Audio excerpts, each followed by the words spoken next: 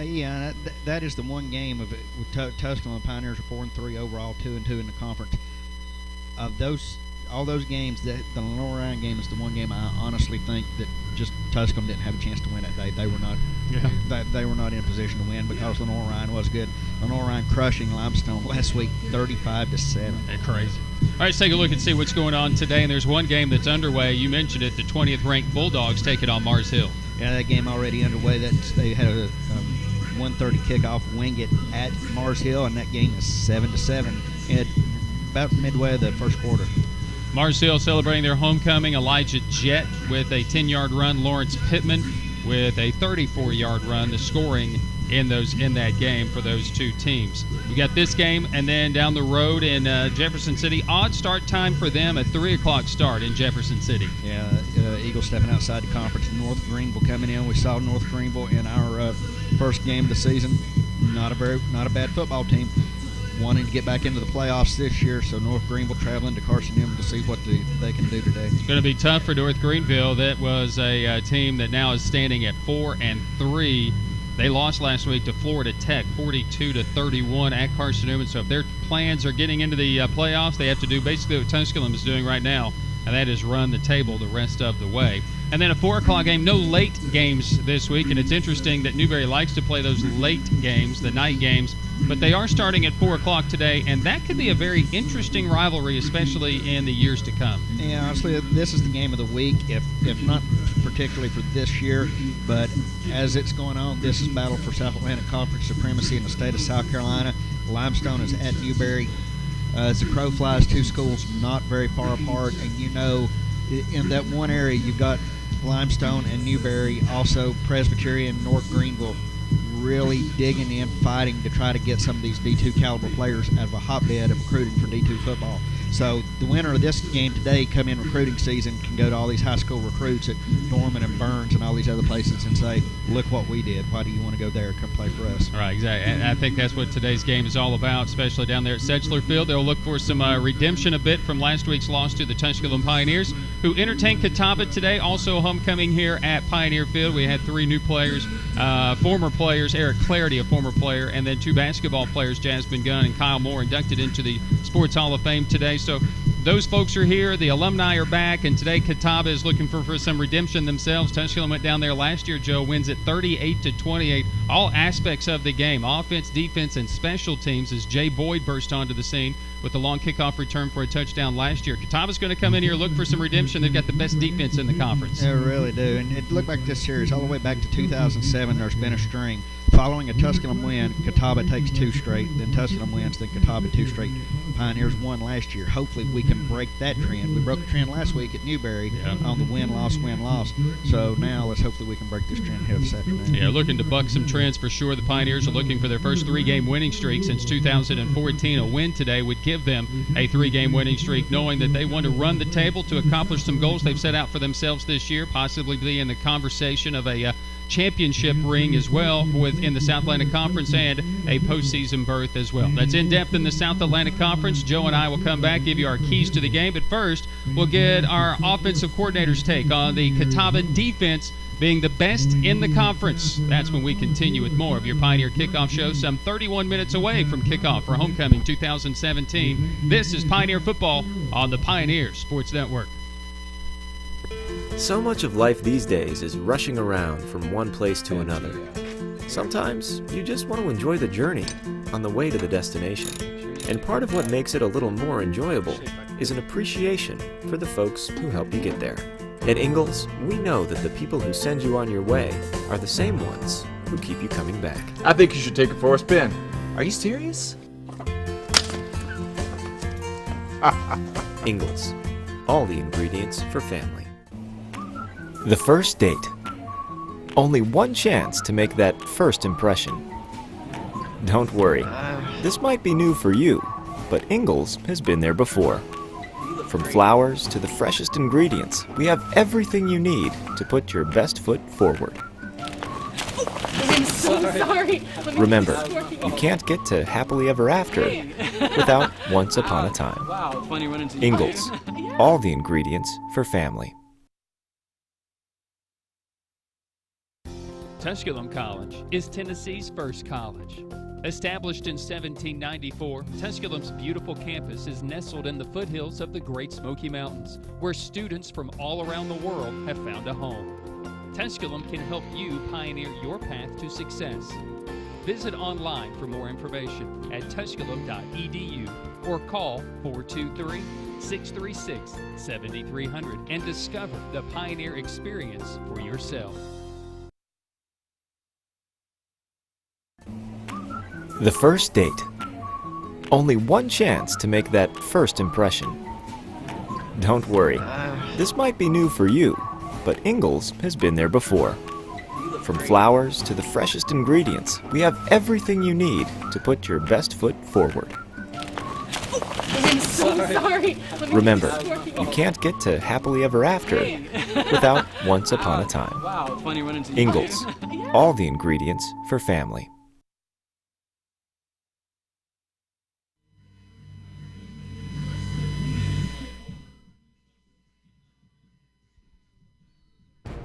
The Tusculum Experience is 20 sports, one team, striving for excellence. The Tusculum Experience offers state-of-the-art facilities for practice and game days. If you seek a championship atmosphere, the Tusculum Experience is for you. Visit online through TusculumPioneers.com. Call 423-636-7300 to discover the Pioneer Experience for yourself.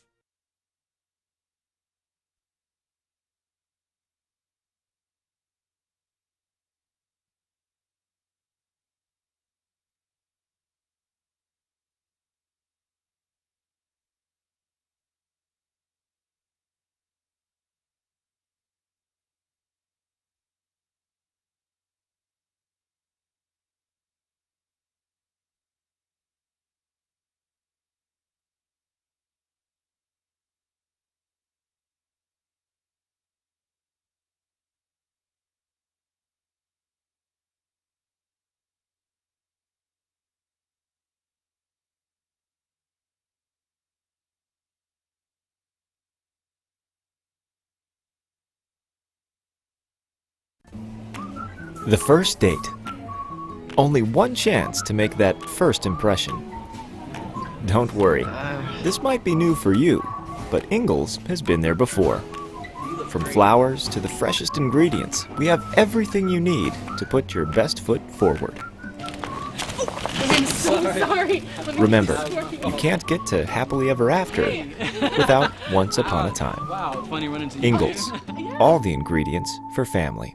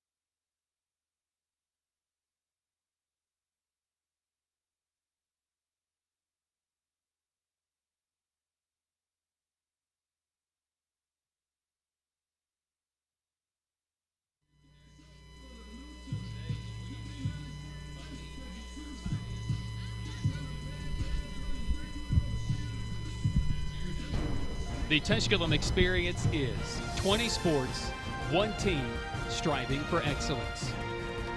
The Tusculum Experience offers state-of-the-art facilities for practice and game days.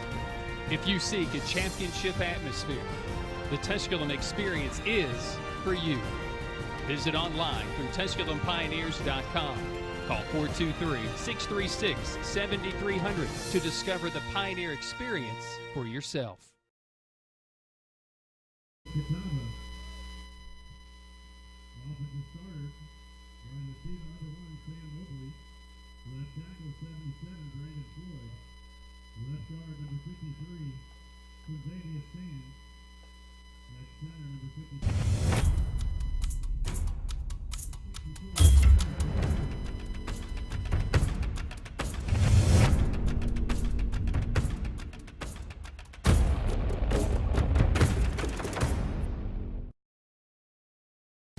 Tusculum College is Tennessee's first college. Established in 1794, Tusculum's beautiful campus is nestled in the foothills of the Great Smoky Mountains, where students from all around the world have found a home. Tusculum can help you pioneer your path to success.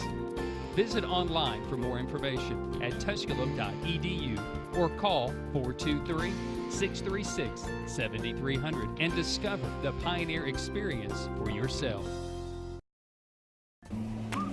The first date. Only one chance to make that first impression. Don't worry, this might be new for you, but Ingalls has been there before. From flowers to the freshest ingredients, we have everything you need to put your best foot forward. I'm so sorry. Remember, you can't get to happily ever after without once upon a time. Wow, it's funny running into Ingalls, all the ingredients for family.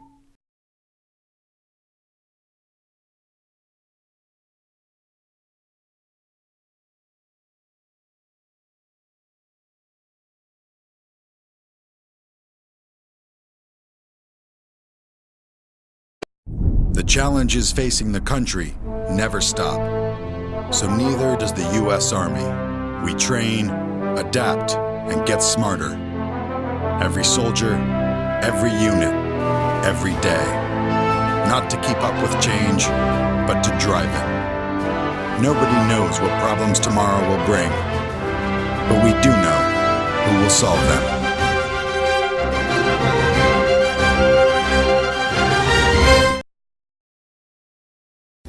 Tusculum College is Tennessee's first college. Established in 1794, Tusculum's beautiful campus is nestled in the foothills of the Great Smoky Mountains, where students from all around the world have found a home. Tusculum can help you pioneer your path to success. Visit online for more information at tusculum.edu or call 423-636-7300 and discover the Pioneer Experience for yourself.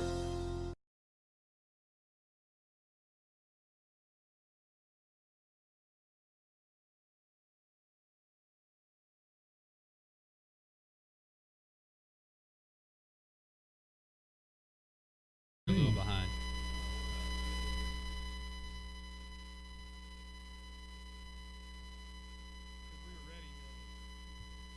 Special team starters for Catawba. Race sticker number Hey, Alan, 56, I heard that having your prescription filled at one of those big box stores can take up. The Tusculum Experience is 20 sports, one team, striving for excellence. The Tusculum Experience offers state-of-the-art facilities for practice and game days. If you seek a championship atmosphere, the Tusculum Experience is for you. Visit online through TusculumPioneers.com. Call 423-636-7300 to discover the Pioneer Experience for yourself. Tusculum versus Catawba on the Pioneer Sports Network. Once again, Joe Bird and the voice of the Pioneers, Brian. And we welcome you back into the Pioneer Kickoff Show. Today it's Tusculum versus Catawba here at Pioneer Field as these two teams meet for the 22nd time. Last week, Tusculum goes on the road. They knock off the Newberry Wolves in overtime. And last week at home for Catawba, they fall to the Wingate Bulldogs. Last-second field goal, 27-24. Just a little parity in the league. We heard from Brian Ferguson what they have to do, and I like what Brian says a lot of times. To Tusculum's campus. Three of our Tusculum athletic teams are celebrating anniversaries this year, and at this time we welcome them back to campus. Celebrating their 10th anniversary is the 2007-2008 women's basketball team. The Pioneers went 26-5 that season for their first 21 campaign in 11 years. Tusculum captured its first Southland Conference title and advanced to the NCAA tournament for the first time in school history. Back with us today from that team are head coach Missy Cyber, student assistant Jermaine Gunn, Brittany Oliver, Jasmine Parker Sutherland, Nikki Van Dyne, and Tusculum Sports Hall of Famer Jasmine Gunn. Please welcome back the 2007-2008 Tusculum women's basketball team.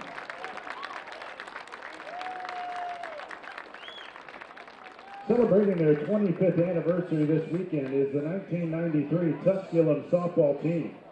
Under the direction of Hall of Fame head coach Red Edmonds, the Pioneers rolled to a 47-14 record while capturing the Tennessee-Virginia Athletic Conference Championship and the NAIA District 24 title to earn a berth to the NAIA Nationals. Today we welcome back Greta Tilson, Krista Shaw, Christy Chambers-Griffin, Mitzi Alexander-Sarrett, and Tusculum Sports Hall of Famer Carla Lloyd-Weems. Please welcome back the 1993 Tusculum softball team. And back to celebrate their 25th year reunion are the women's basketball teams from 91 to 93. Those teams posted back-to-back 20-win seasons going 24-9 in 92 and 25-7 in 1993. The 1992 squad captured the TBAC and the NAIA District Championships while advancing to the NAIA Nationals for the first time in school history. Back on campus this weekend are head coach and Tusculum Sports Hall of Famer Angelo Vada, assistant coach Renee DeVotai, Tamara Renner-Weichel, Christy Chambers-Griffin, Tamara Carver-New, Christy Fox, Angie Austin-Beats, Eva Bright-Taylor, Mitzi Alexander-Sarrett, Tracy Collins-Berquist, Lana Owen-Scheffler, Carla Lloyd-Weems, Monica Morgan, Susan Starnes-Brown, and Mr. Bobby Milburn. Ladies and gentlemen, how about a round of applause for all three of our teams back on campus celebrating their various reunions, 2007, 2008, 93, and 91 through 93.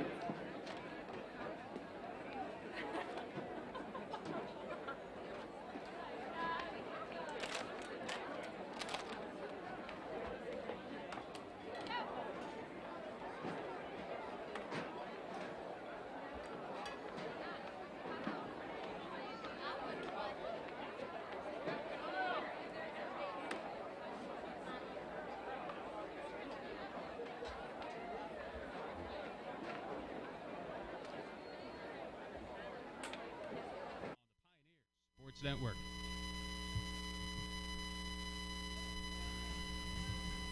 What is the value of buying something locally? Well, if you know and trust the folks you're buying from, and you want your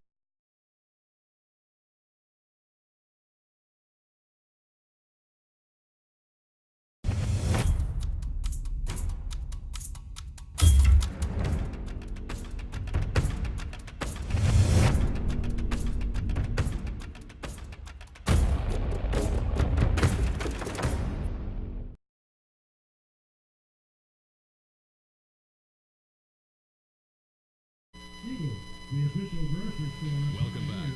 Oh, okay, thanks. The Pioneers, Ryan Staten, and with head coach. Gonna be tight. Once again, with the voice of the Pioneers, Ryan Staten. Welcome back into the Pioneer Kickoff Show.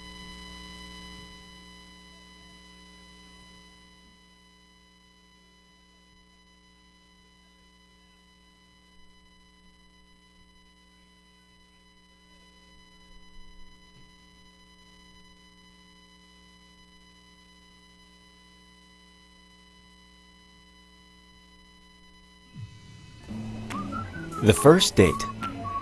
Only one chance to make that first impression.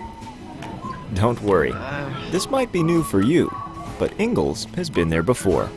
You look From flowers to the freshest ingredients, we have everything you need to put your best foot forward. I'm so sorry. Remember, you can't get to happily ever after without once upon a time. Wow, it's funny running into you. Ingalls, all the ingredients for family.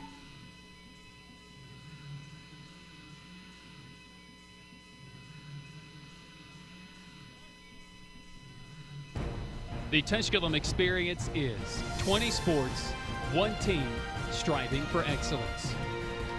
The Tusculum Experience offers state-of-the-art facilities for practice and game days. If you seek a championship atmosphere, the Tusculum Experience is for you. Visit online through TusculumPioneers.com. Call 423-636-7300 to discover the Pioneer Experience for yourself.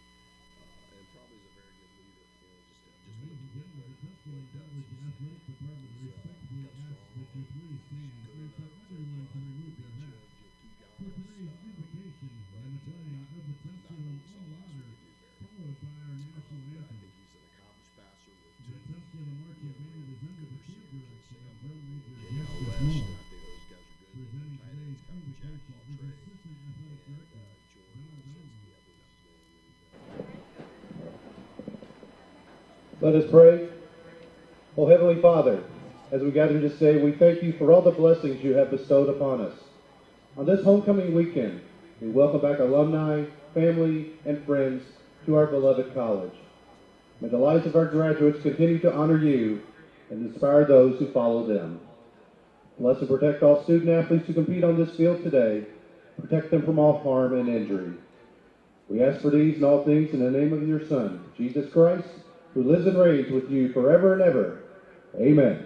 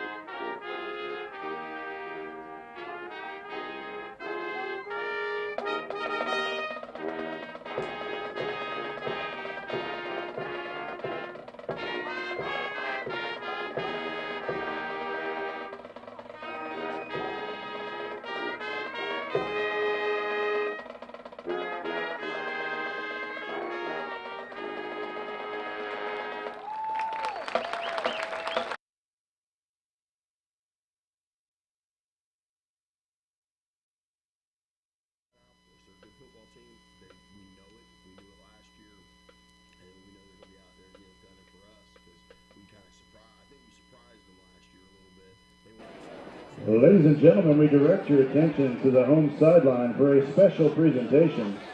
This morning, 3 new members of the Tusculum College Sports Hall of Fame were inducted in ceremonies held at the Nice Wanderers Student Commons. We'll recognize them one at a time. Eric Clarity accounted for the greatest playing career ever by a Tusculum tailback. He rushed for 3,737 yards and 44 touchdowns, both school records which still stand today. He garnered All-American honors in 1994 while leading the Pioneers to a 6-3 record, which included victories over 2 nationally ranked teams. He scored a school record 18 rushing touchdowns, including a TC single-game best 5 touchdowns against Maryville. The 4-time All-Mid-South Conference selection owns 3 of the top 4 rushing seasons in program history. He eclipsed 100 rushing yards in a school record 18 games, including 2 times over 200 yards. He holds 7 career season and single-game school records, and his 278 career points are the most by a Pioneer. Ladies and gentlemen, Hall of Fame running back Eric Clarity.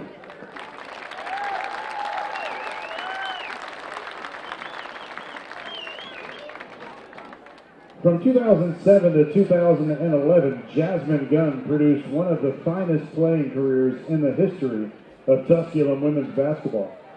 She helped TC to 4 21 campaigns, which included 3 South Atlantic Conference championships, 2 SAC tournament titles, and 4 trips to the NCAA tournament.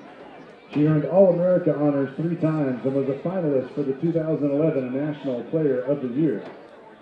She was named SAC Freshman of the Year in 2008 and was the Southeast Region Player of the Year and SAC Player of the Year in 2010 and 2011. She garnered All-Region accolades 3 times and was a 4-time All-SAC first-team choice. Jasmine is the holder of 8 Tusculum school records as well as 7 conference marks. Her 2,180 career points are the 2nd most in school history and 4th most in SAC history. Following the 2010 season, Gunn was honored when her jersey was selected for display at the National Women's Basketball Hall of Fame Ring of Honor. She was the first Tusculum student athlete to be named the SAC Female Athlete of the Year and was named Tusculum Female Athlete of the Year 2 times. Ladies and gentlemen, Hall of Fame guard Jasmine Gunn.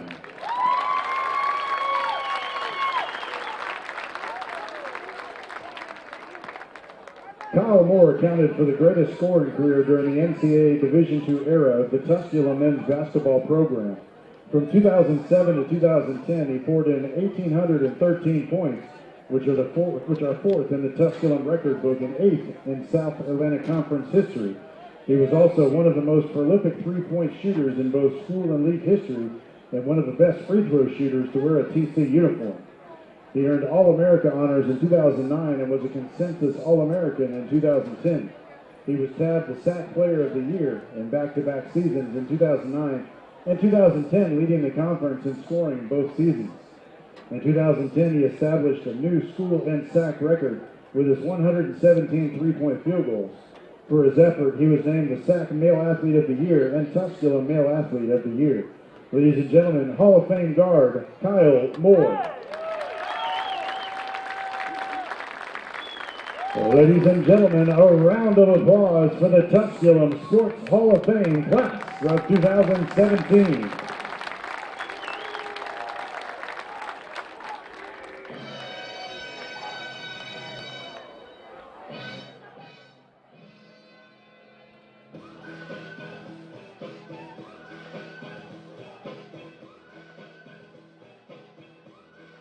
Their sound, their melody sound.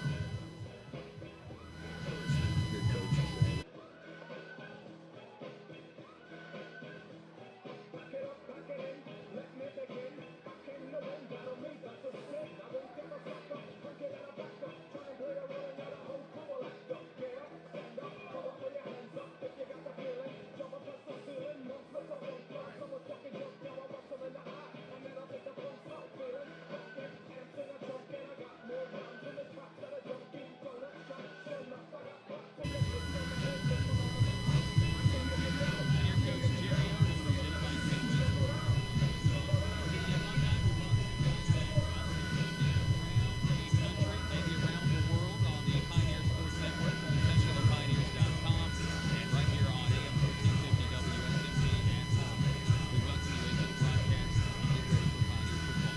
break out that orange and black, Pioneer Nation, because it's time for Pioneer football. Pioneer football. Let's get it done.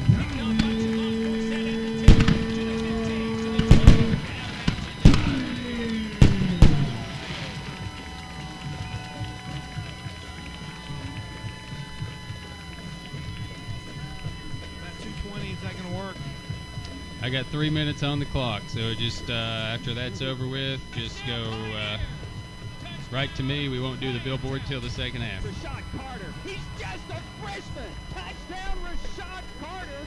Are you kidding me? Down from the gun, looking to go deep to Neesmith. Caught 50 to the 40. Neesmith to the 30. Neesmith to the 20, to the 10, to the house. Touchdown, Pioneers. We welcome back our alumni to our beautiful corner of the world in East Tennessee for one of the most entertaining rivalries in conference play. Today it's Tusculum and Catawba.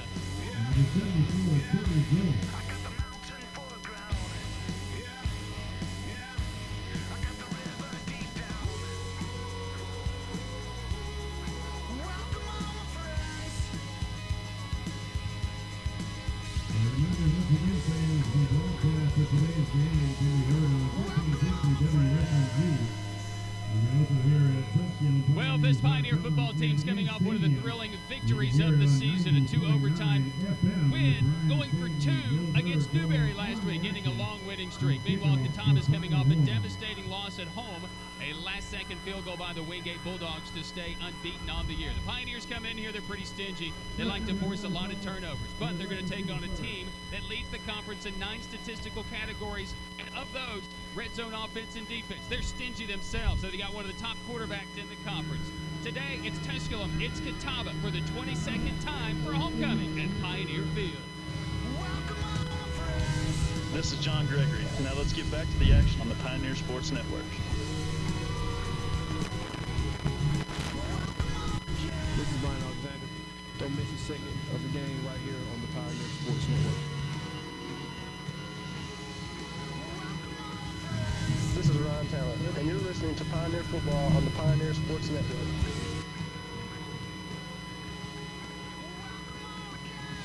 It's game time for the Pioneers. This is Bill Cordell. Now let's get back to the field with the call. Here's Brian Statement on the Pioneer Sports Network. And we welcome you into Pioneer Field for homecoming 2017, Tusculum versus Catawba. A lot of folks have come back to see this one, and for Coach Jerry Odom and his Tusculum Pioneers looking for his second ever win against Catawba. And for Coach Curtis Walker, he's looking for his third win all time against the Pioneers. Coach Curtis Walker, a member of that famed Catawba defense back in 1992. 5 years, he is the 2015 Coach of the Year in the South Atlantic Conference. And this year is looking to get the Indians into the postseason. They started the year at 5-0, but they have lost 2 of their last 3.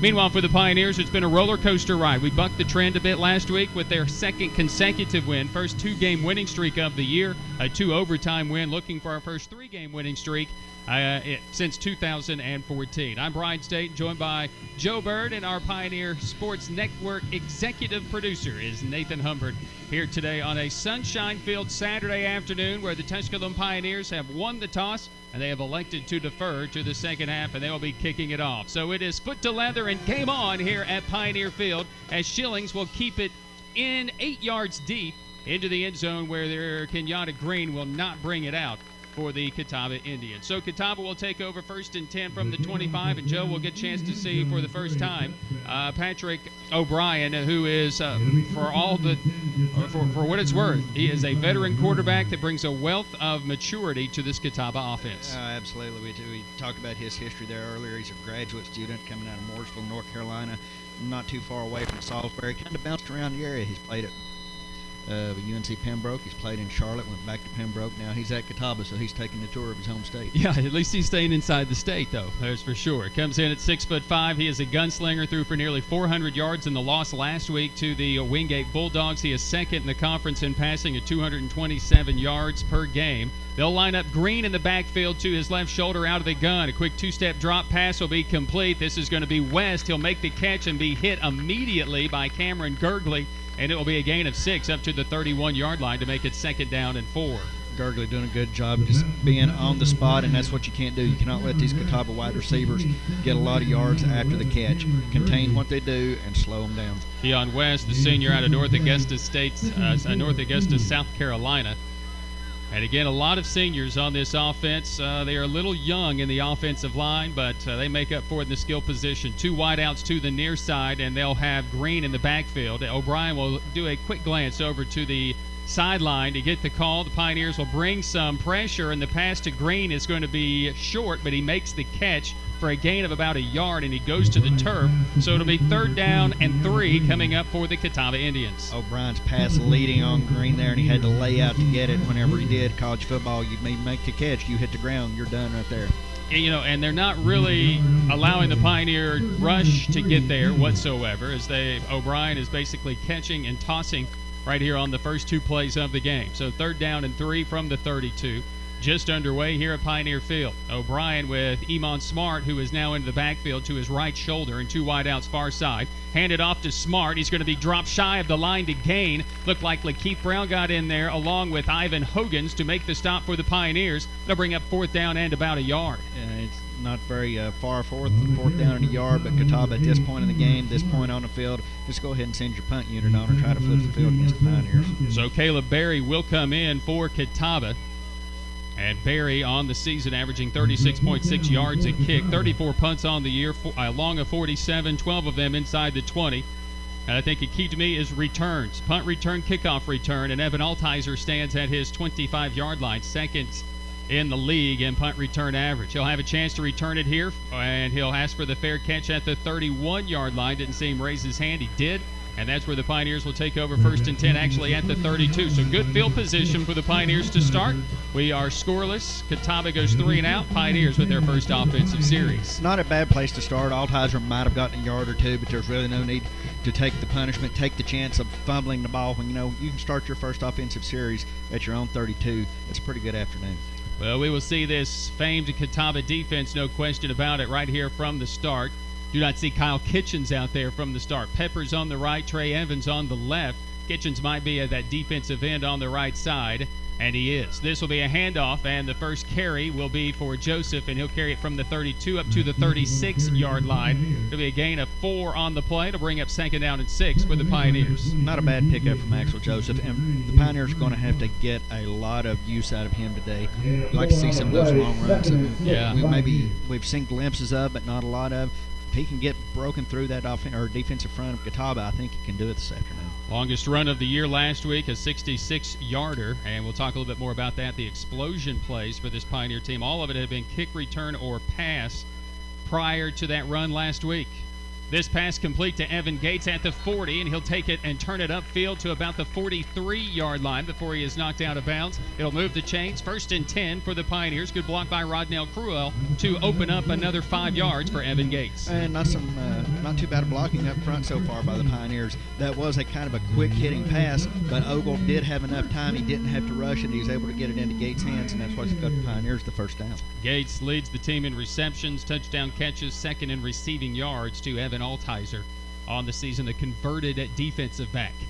Ogle out of the gun is going to hand it off, and this is going to be Joseph trying to bounce it outside. He breaks an ankle tackle at the line of scrimmage and will carry it up to about the 50, maybe the 49-yard line. They'll gain 5 there to bring up 2nd down and 5 for the Pioneers. Good play calling here by the Pioneers to kind of misdirect Catawba. You would have thought, as the way Joseph was caught up right at the start, someone would have been in place to tackle him immediately, but he was able to pull away just because the Catawba defense was pulled to our side of the field, and Joseph was running around the left side. 2nd down 5 at the 49. The line to gain is the Catawba 47-yard line. This will be Boney who will go in motion, and he'll stay to that right side. And a little cutback up to about the 50-yard line, maybe a gain of a yard before the interior of that defense by the Catawba Indians comes through. Trevor Bembry, Jordan Hemingway were there, and coming up off the bottom of that pile for Catawba is Isaiah Huffin. So 3rd down and 4 coming up for the Pioneers.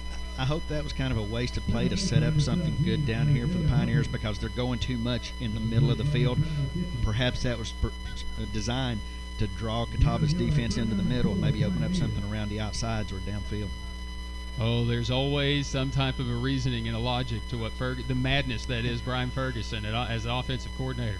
Third down and 4 from midfield. Ogle surveying. He'll come under center. Evans will show blitz in the middle, and they'll bring it. It's picked up, and the pass is going to be deflected and incomplete, fortunately for the Pioneers. And Rodnell Cruel really, I think, saved the day. T.J. Lowe-Foston had a chance to pick it off, but Cruel, once he realized it was tipped, kind of held Foston and didn't allow him to get to the ball. So it's going to be fourth down, and the first incompletion for Alex Ogle, tipped at the line of scrimmage. And then that was the difference. I think the Pioneers had a good play dialed up there. They should have gotten the first down if the pass would have been complete. Unfortunately, somebody for Catawba at the line of scrimmage got a hand up on the ball. So it's Tusculum and Catawba scoreless with 10:26 to play here in this opening quarter. Cantrell, the reigning conference special teams player of the week, punts it away. Martez Tompkins will catch it right at about the 5-yard line. That's where he hit it first. He downs it at the 1. And last week, 8 punts inside the 20, 6 inside the 10. And Martez Tompkins without D. Alford out there doing his best D. Alford impersonation. Yeah, they're going to wind up bringing this ball back up to the 8, which is the proper spot. And that's the thing. This drives me nuts about college football. He hit the ball first at the 8. His momentum carried him down to the 1, but they bring it back to the 8. If he would have touched it up at the 1 and his momentum carried him into the end zone, well, they would have taken it back out to the 20. Quit having two rules. Make it one way or the other. Rule. It's either where you touch it or where your momentum takes you. You can't do both. Well, it's a wonderful punt by Cantrell, and it will keep Catawba deep in their own territory. It's kind of the way that I believe the Pioneers were able to win the game last week, just field position. First and 10 from the 8 for Catawba. O'Brien works from the gun. Will turn it off, and they're going to turn around and hand it off. This will be Smart, and he will go nowhere. Down right at the line of scrimmage. Colton Strickland gets in there for the Pioneers, and it helped out defensively from that defensive front. I believe that's Christian Sisto for the Pioneers. They were beat up on the defensive line as well. But still good stop whenever you've got the Pioneers backed up, or you got Catawba backed up. Don't give them anything on first down, but now we really have to watch O'Brien because he's in that situation where they have to move the football. Second down and 10 for the Indians. Again, scoreless in this opening quarter. 9:40 on the clock. O'Brien with the snap out of the gun. Sets up a middle screen, and it's going to be blown up. Nice job by the Pioneers to pick up this play as Sam Mobley was coming on a receiver screen. O'Brien dumped it off to him, and I don't know that they got a yard. Maybe a yard. 2 yards, actually. They're going to give him the 10. It'll bring up third down and 8. Benefit of the doubt on that because Pioneers definitely had that sniffed out. Clear that the Pioneers did their homework this week because whatever that play was drawn up, Tusculum knew exactly where it was going. Ahmad Gandy, Kyle Bailey on that defensive front, and Colton Strickland. It was Gandy who made that stop on the first down play. Gandy's parents and watching the Hall of Fame induction of Eric Clarity, some Florida guys down there watching a Jasper, Florida inductee into the Hall of Fame. O'Brien with the snap on third down across the middle, has Osinski wide open at the 25, and he'll take it up to the 30, brought down by Lakeith Brown, but that's your tight end, Jordan Osinski, a 6'3 junior out of Greensboro, making a big-time play and a big conversion on 3rd and 8. Yeah, and that's what I talked about in the pregame. Ryan said the Pioneers cannot let a team convert 3rd and 8, 3rd and 9, and that's exactly what they did. And at the worst possible place, they had Catawba backed up. Should have been punting out of the end zone, perhaps. Instead, you get them and you set it down. Osinski third on the team in receptions. He does a pretty good job in field position, 11.9 yards per catch, and 2 touchdowns on the season. So O'Brien checks the wristband. They're going to change the play at the line of scrimmage. First and 10 at the 30 for Catawba. They're going to turn around, hand it off to Smart, and he'll take it up to about the 32-yard line. And that's Ahmad Gandy there on the stop for the Pioneers, helped out by Kyle Bailey. Second down and 8 coming up.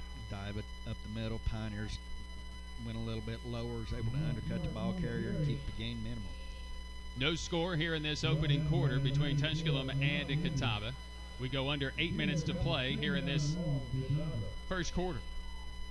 O'Brien again out of the gun. The Pioneers will show blitz, and that's just because they'll back out of. A lot of teams doing this against Tusculum just to see how they'll set up. They will set up as if they'll snap it, and then they look over to the sideline to either confirm or change the call. This will be Smart, and he'll take it inside right up the middle between the tackles and take it at the 35 up to the 37-yard line. It'll be 3rd down and 3 coming up for the Tribe. Yeah, that's the trend over college football over the last several years, and Oregon was one of the ones that kind of started it with their little picture boards. Offenses come running up, and then they get set, and then they have to stop, look over and see what the play is. They used to have these things called huddles. It was pretty cool. Yeah. Send in a play, everybody know what it is, and then whenever you come up to the line of scrimmage, you're ready to go. So it's 3rd down 3 for Catawba, about the part of the field where they turned it over on and had to punt it away their first offensive series. So now O'Brien looking over at the sideline once again, confirming the call. A quick trigger release. It's going to be picked off, and stepping right in front of the play is Martez Tompkins. He was all over the play on the boundary side, and he makes the interception. Tompkins, one of the top interceptors in school history, has yet another one for the Pioneers. That's Catawba's 10th turnover of the year and Tusculum's 19th takeaway. And that's something that Jerry Odom talked about this week. We need to create more turnovers. Well, there you go. They pick off O'Brien for the 5th time this season. Tompkins, who comes in with 7th in career interceptions.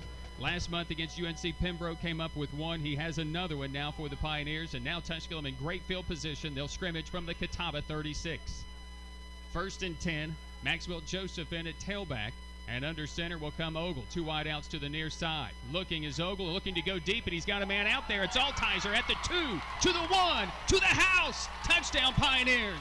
Touchdown Evan Altizer, his 3rd touchdown in as many games, and the Pioneers lead.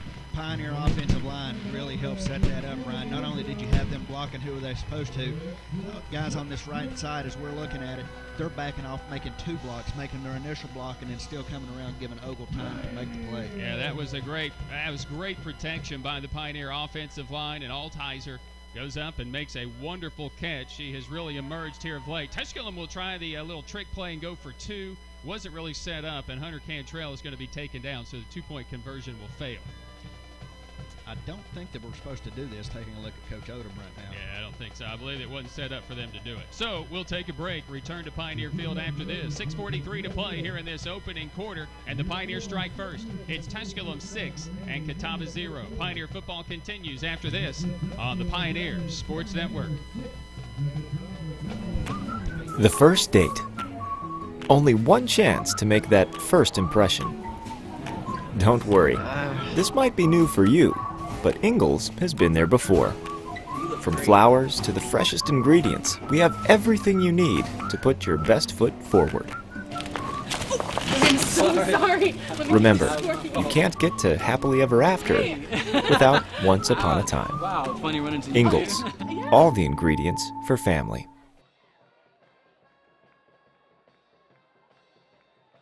My gosh, he hears everything. Yeah, well, yes, I did. I do the same. I mean, it's not so loud here. I mean, I'm not loud.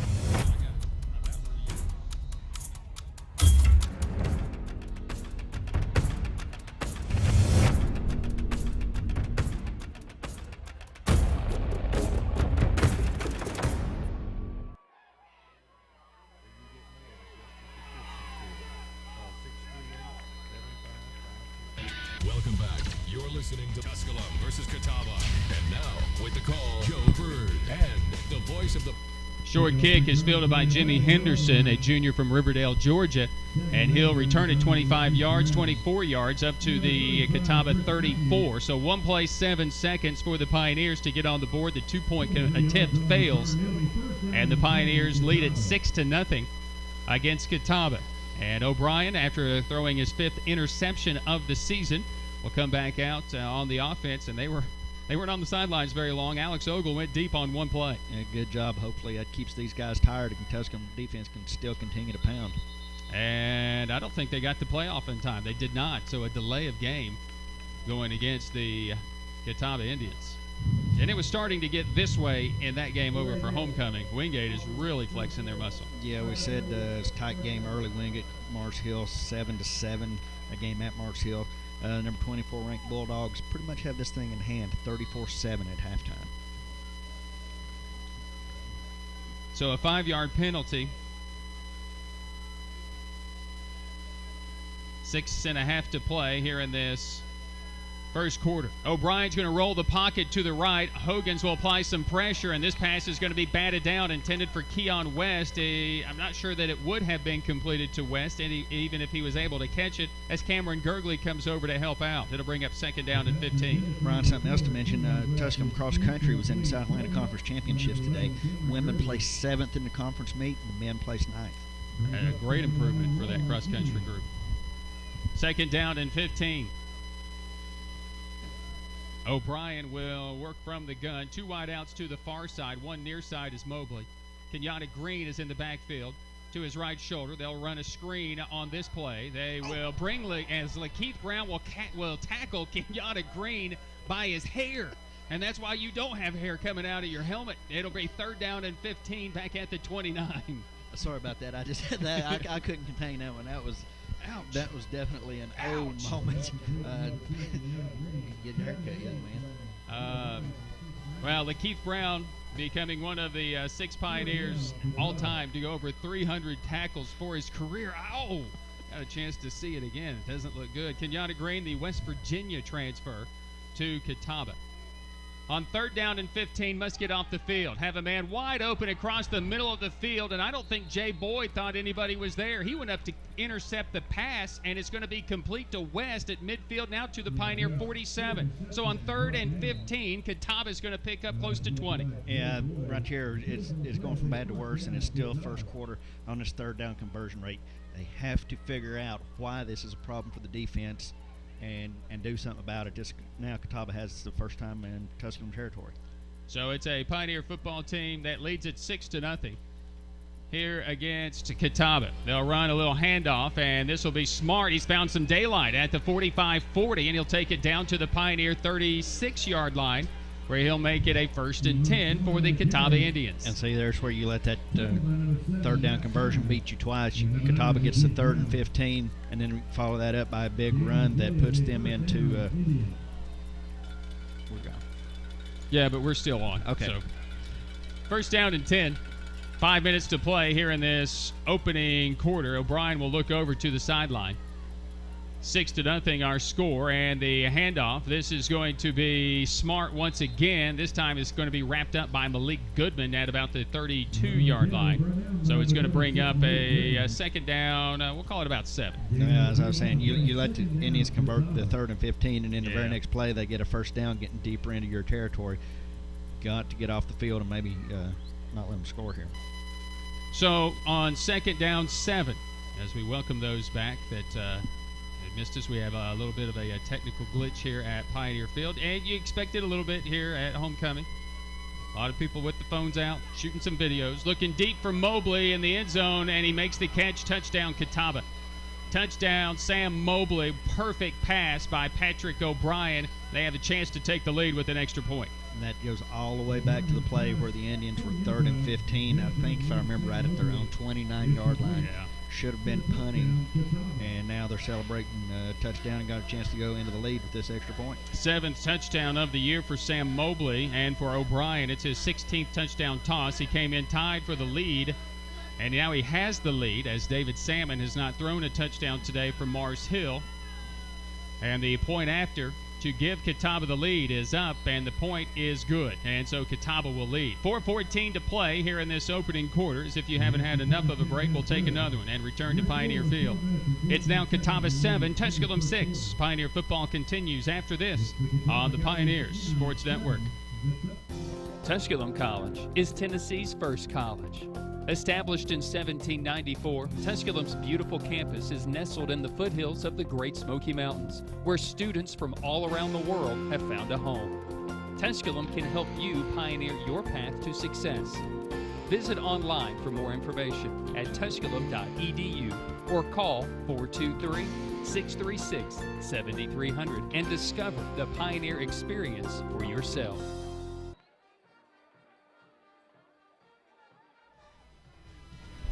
Here's Brent Douglas of Greenville Light and Did you know downloading the new Greenville Light and Power System Smart Hub app from a mobile device or tablet, you have the freedom to pay your bills, view your payment history, view your usage history, receive email or text alerts, and report outages. For more information on this simple way of managing your electric account, contact Greenville Light and Power System at 636-6200 or go online and click on the Smart Hub icon. Welcome back. Tusculum versus Catawba on the Pioneer Sports Network. Once again, Joe Bird and... So Catawba with the answer as they'll take the lead against the Tusculum Pioneers at 7-6. Kickoff will be fielded 5-yard deep, and Jay Boyd is going to bring it out. Middle return, makes a man miss at the 20, spins away from that up to the 25, and will take it to the 27-yard line as the Tusculum Pioneers will take over there. Now down for the first time, 7-6. 6 plays, 66 yards, 2 minutes and 21 seconds off the clock. And again, the Pioneers had Catawba backed up 3rd down and 15. They converted on a play for 24 yards to convert and eventually score. I don't think Catawba wants to give the Pioneers and Jay Boyd a chance to return a kick, but he brought it out anyway and got him a little bit better field position than it would have taken a knee. So from the 28-yard line, it will be 1st and 10 for the Pioneers. Ogle's going to come under center. 2 wideouts come to the near side for the Pioneers. Maxwell Joseph in the backfield. They'll turn around and hand it off to Joseph, and he'll fight for maybe a yard. Trey Evans fighting through, and Michael Peppers to help out on that stop. It'll be a gain of 1. It'll bring up 2nd down and 9 for Tusculum. Minimal pickup right there. Catawba, Michael Peppers making the tackle and also losing his headgear, so he's got to go out for the next play. Peppers, who a senior out of Clemson, South Carolina, has started all but 3 games in his Catawba career. Makes it 2nd down and 9. So 2nd and 9. Going to adjust Eric Lynch over here to the near side and do a receiver stack left and right. Put Joseph on the right shoulder of Ogle, who works out of the gun. Quick step drop.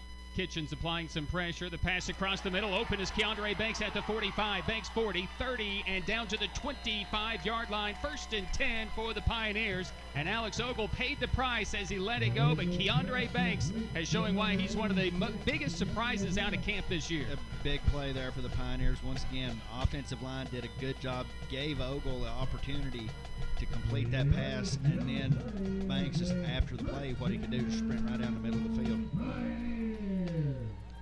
So Tusculum, who trail in this game 7-6, have it 1st and 10 at the 26-yard line. A Pioneer football team that goes 1 play into the end zone. Ogle looking to get back into the end zone. He is going to take this one, and Trey Evans is going to bring him down at about the 23-yard line. Tried to take it on his own. And busted play there. Not what the Pioneers were looking to do, but unfortunately now Catawba's defense is starting to unlock the Pioneer offensive line, and Ogle had to scramble, but still picked up a few yards. So 2nd down and 7 from the 23. Pioneer offensive line now, they're coming together, getting a good look here. They've got one lone setback, changing up positions, but you've got the wide receiver spread out wide to the left.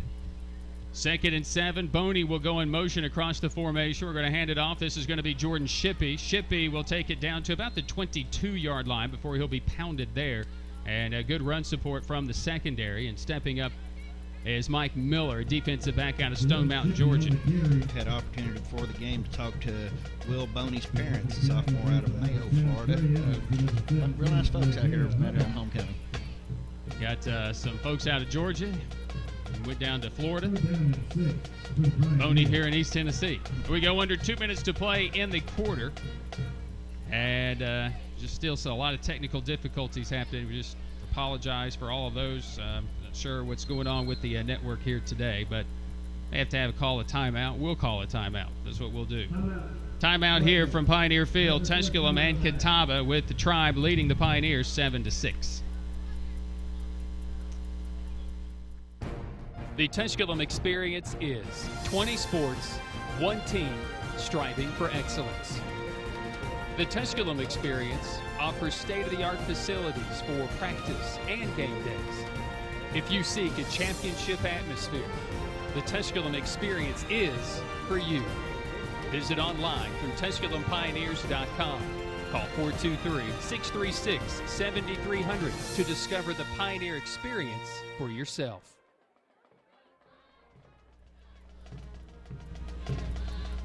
Too many people with phones shooting video. So I've just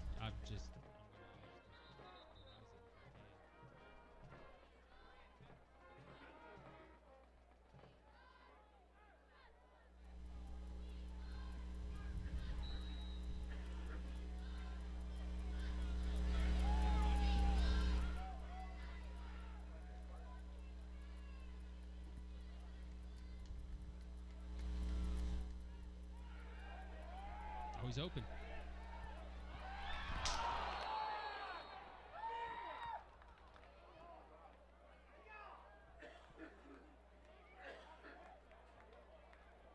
Over pass intended for number 43, Gary Brooklander, incomplete. Fourth down, Pioneers.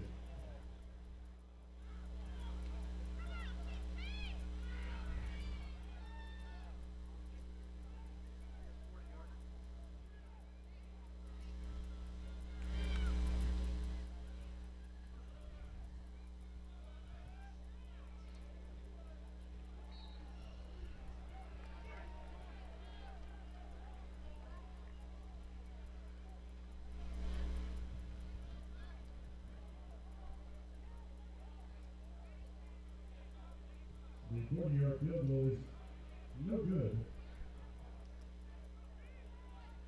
Catawba will have the ball first down and 10 at their own 23-yard line.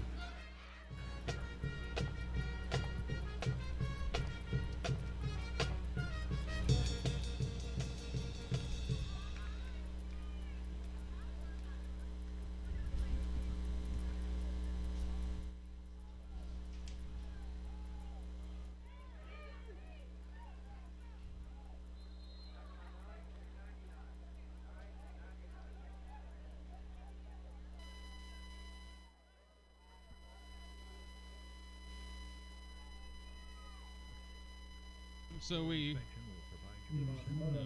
Brought down by Lakeith Brown. Also on the stop number 99, So we welcome you back into Pioneer Field as the Pioneers on third down and long, a miss a pass to Gary Brooklander, just couldn't hang on to it, dropped it, and then a missed 40-yard field goal by Schillings, giving Catawba the ball in the lead at 7-6, and the ball is ripped away. Good defense that time by Ivan Hogans. Actually, they have ruled this a fumble. Lakeith Brown has picked it up, and he's going to take it inside the 10, and O'Brien is going to lay a late hit and add extra to that, and they'll have it at the 2.5. I can't believe they allowed that to go on, but they threw the beanbag, and the heads-up play by Lakeith Brown gives the Pioneers the ball on the second forced turnover of the game. The whistle never blew. He's going to say it was a complete pass, and then the hit. Brown picked it up, and now the Pioneers are going to be down inside the 5.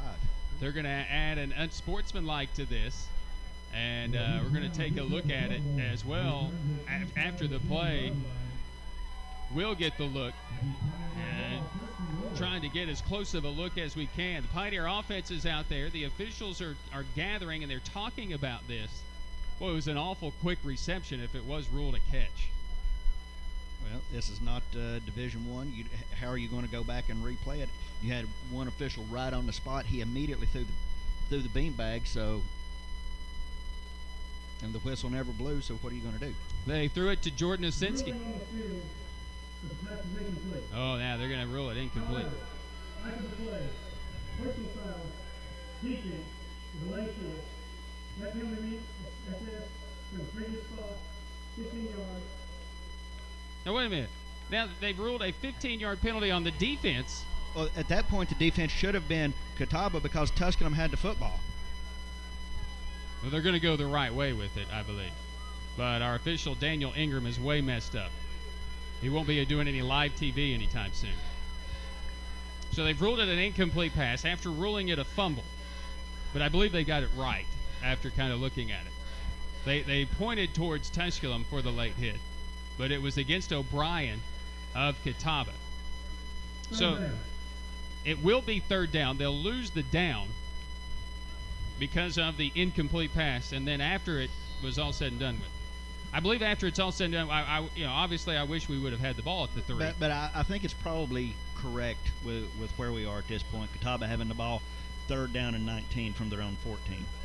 Would have been a nice surprise this year.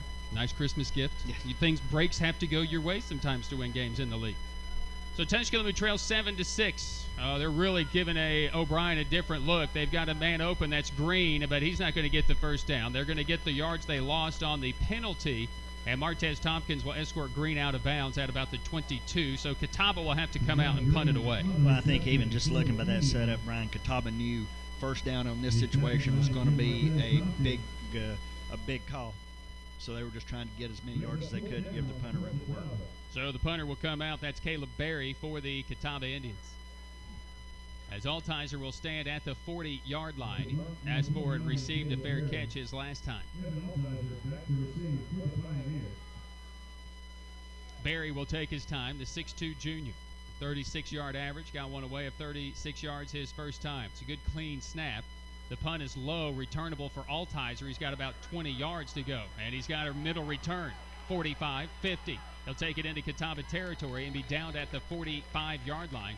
Tackled there by L.J. Melvin, a sophomore from Fayetteville, North Carolina. 1st and 10 for the Pioneers. They trail by a point, 7-6 here in the opening quarter. Once again, really good starting field position, and this time excellent starting field position for the Pioneers.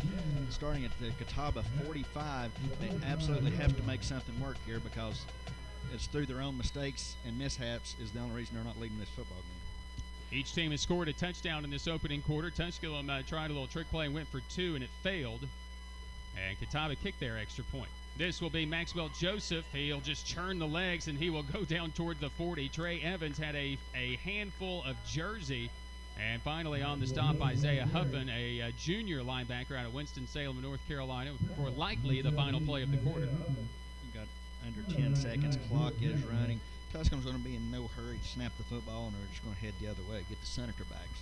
So this is a Pioneer team looking for their first 3-game winning streak since 2014, looking for their first 2-game winning streak against Catawba since 06-07. That's the end of the first quarter. We head back for the second after this. With your score at the end of 1, it's Catawba 7 and Tusculum 6. Pioneer football continues after this on the Pioneer Sports Network. The first date. Only one chance to make that first impression. Don't worry, this might be new for you, but Ingalls has been there before. From flowers to the freshest ingredients, we have everything you need to put your best foot forward. I'm so sorry. Remember, you can't get to happily ever after without once upon a time. Wow, it's funny running into Ingalls, all the ingredients for family.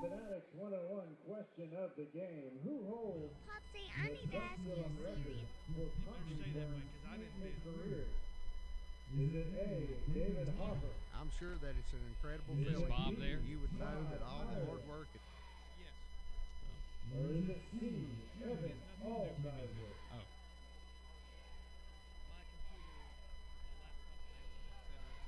Yeah. Hold myself back. The answer is C, Evan Altizer. You're listening to Tusculum versus Catawba. Once again, Joe Bird and the voice of the Pioneers. And we welcome you back into Pioneer Field, where Tusculum and Catawba locked in a good one here in South Atlantic Conference action at 7-6. Both teams scoring a touchdown in that opening quarter. Evan Altizer a 36-yard pass and Sam Mobley a 33-yard pass, two of the top receivers in the South Atlantic Conference this year. Mobley averaging 99 yards a game. So we start the second quarter. Kitchens coming with some pressure, and he'll get to his 10th sack of the year. Ogle just held the ball a little too long. Good coverage by the Catawba secondary, and Kyle Kitchens proving why he is a consensus two-time All-American. You know, Kevion Broadwater doing his best to keep Kitchens back. Unfortunately, there's just not a whole lot of stopping him, and the Pioneers are now found themselves in a bad situation. Second-team All-American last year by the coaches. Second-team CCA All-Region. Third-team Hanson All-Region. I mean, this guy, the accolades that Kyle Kitchens brings is remarkable. Third down and 16. Ball back at the Pioneer 49-yard line. Ogle with an empty backfield. Pressure's coming, and he's going to step away and can't keep his feet. He'll go down with the loss on the play as Catawba came from the outside and just brought more they could block. And no time for Ogle, and the punt team will come out for the Pioneers. And Catawba really bringing to there hard as the ball snapped, and Ogle was in trouble from the get-go. He tried to make something happen, and if he could have kept his balance, I honestly think he would have, but unfortunately it's not working out, and Cantrell's back on the field. Yeah, Peppers and Evans came from the outside, and both of them had a meeting at the quarterback. Evans will get credit for that sack. It'll go down for a loss of 2. It'll be 4th and 18. So Cantrell will punt it away. Mobley actually will drift back to return it. It's a high snap. No one is coming, though. Cantrell can't locate it and finally has to go down. Takes a hit, goes down on a knee at the 29-yard line. And I don't say that very often. Ian O'Grady with a high snap. Right now, Hunter Cantrell very frustrated. I don't know that we've seen that. I know we've not seen it this year. I can't even remember a time last year where we saw something like that happen. The problem was, too, Catawba was just drifting back to be safe.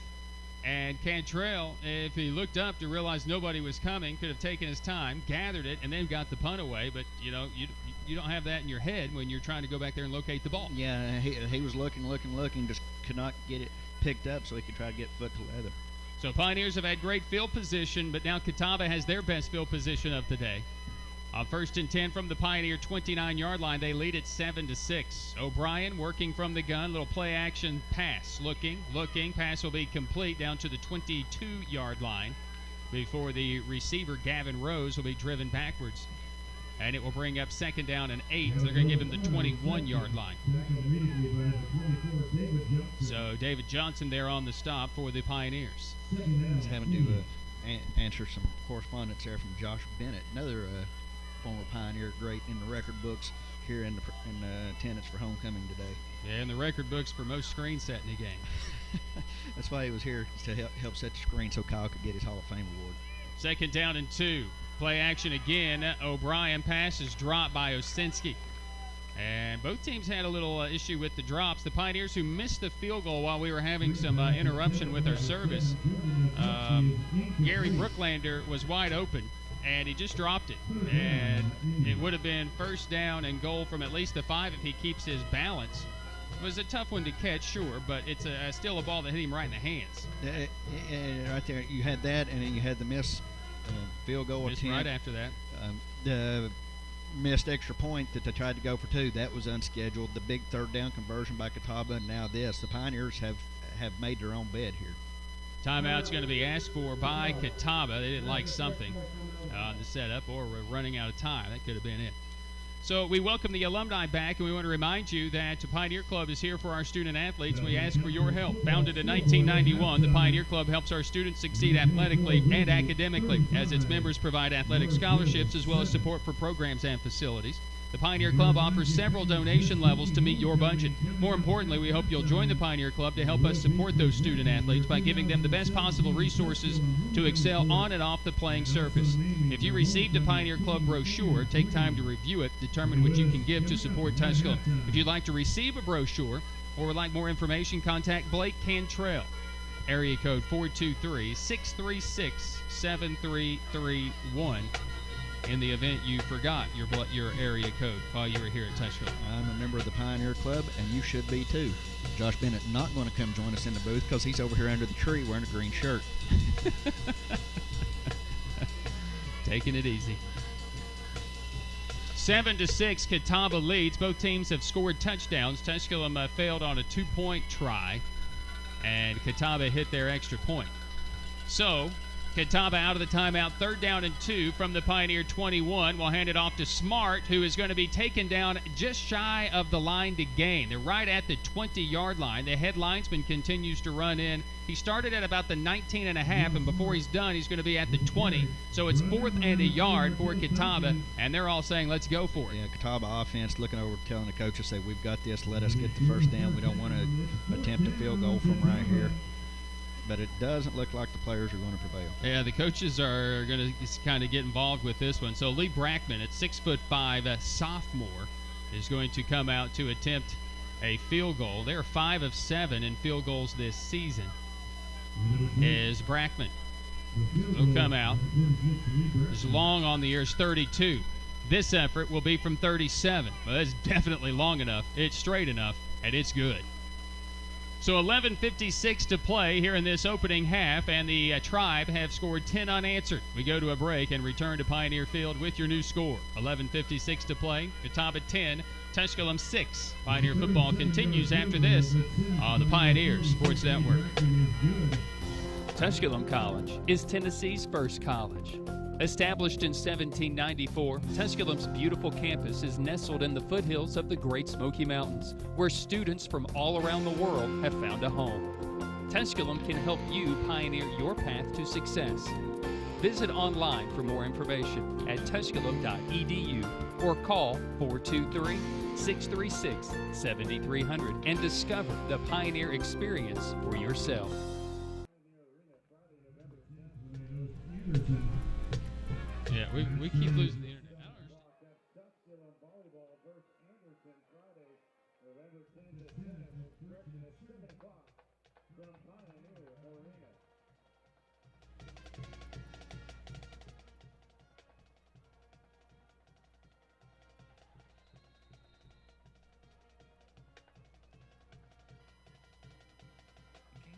Made easy. All right.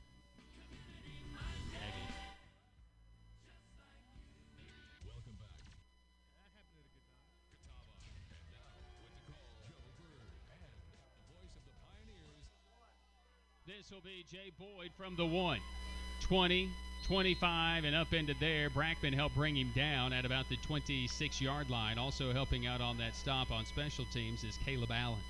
They bring up 1st and 10 for the Pioneers. They now find themselves down by a score of 10-6, and the issue there, 4 plays, 9 yards, a minute 32 off the clock for the 37-yard field goal, was the bad snap from O'Grady. You know, in that situation where Tusculum allowed Catawba to start, the fact that they only give up 3 points might even be considered a little victory in itself. Right. So the Pioneers, both tight ends, Brooklander and Harris, left and right. Joseph in at tailback, and we'll turn around and hand it off to him, and he's going to lose the football. It's on the field, and it's still loose. It's still loose, and it'll be picked up by Michael Peppers, 1st and goal coming up for Catawba. Joseph took a massive hit as he went into the line, and all of a sudden the ball went backwards 10 yards, and Michael Peppers finally recovers it at the 8 for Catawba, and they look to add to their lead. Joseph not doing a very good job of showing sportsmanship after the play, because the Catawba player who hit him and was holding his hand up trying to get Joseph to help him up off the ground, and Maxwell Joseph just kind of waved him off. Well, Joseph frustrated, no question about it. That's his 2nd fumble in the last 3 games. A guy that typically hangs on to it and does a decent job, but right there has given Catawba the ball 1st and goal. It has not been a good first half for this Pioneer football team, despite getting the interception and then have basically just given it back. Iman Smart is going to be taken down. Nice job in run support for Malik Goodman. Boy, he's had a great season in that safety position for the Pioneers. Goodman just, as you say, what he's done for Tusculum's defense this year, he's had 44 tackles coming into today's game. 2nd on the team with that. Career high 11 came against Lenore Ryan last month. He's posted 4 tackles for loss with 2 sacks. 6 stops against Mars Hill, 7 stops last week against Newberry.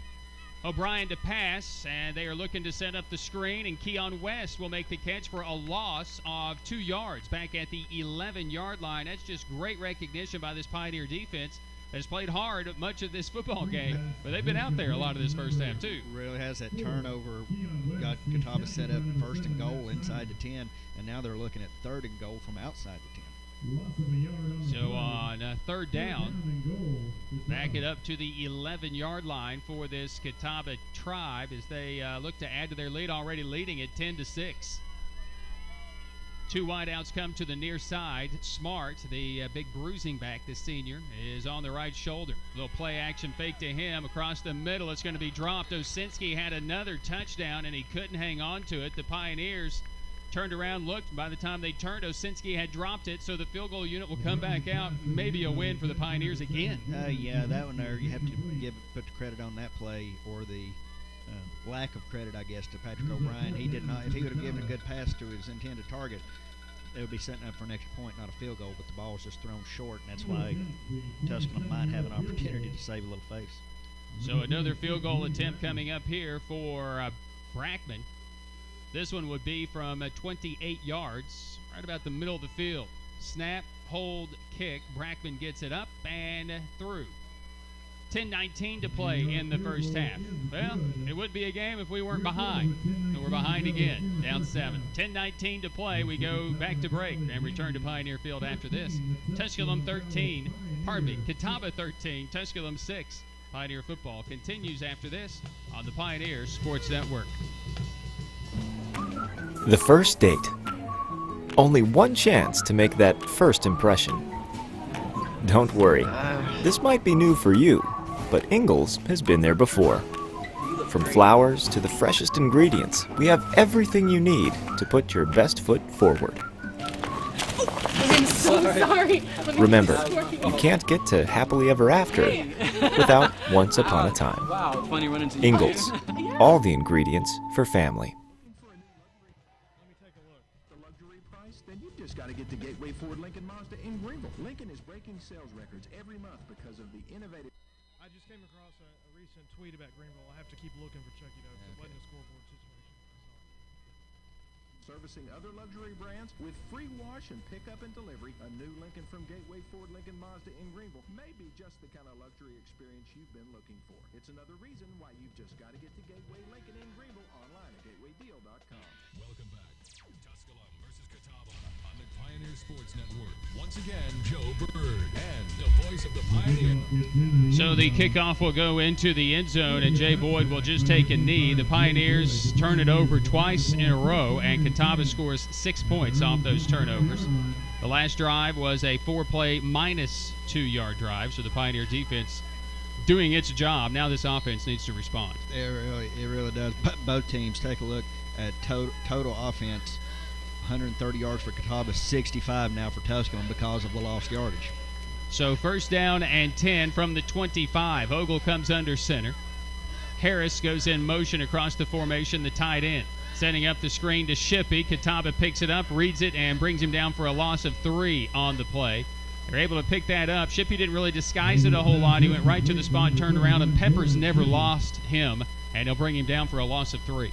We talked about Peppers before the game. Tackles for loss, or it was Kitchens who's got the most tackles for loss, but now Peppers, that's at least 10 for him on the season. Just a great job by Peppers. That entire linebacking core. And then you add in Huffin, the junior, the youngest of the linebackers. So second down and 13. Ogle under center. They're going to hand it off to the boundary is Shippey, and Shippey will be turned back up by Trey Evans, and they'll take it up to the 26-yard line.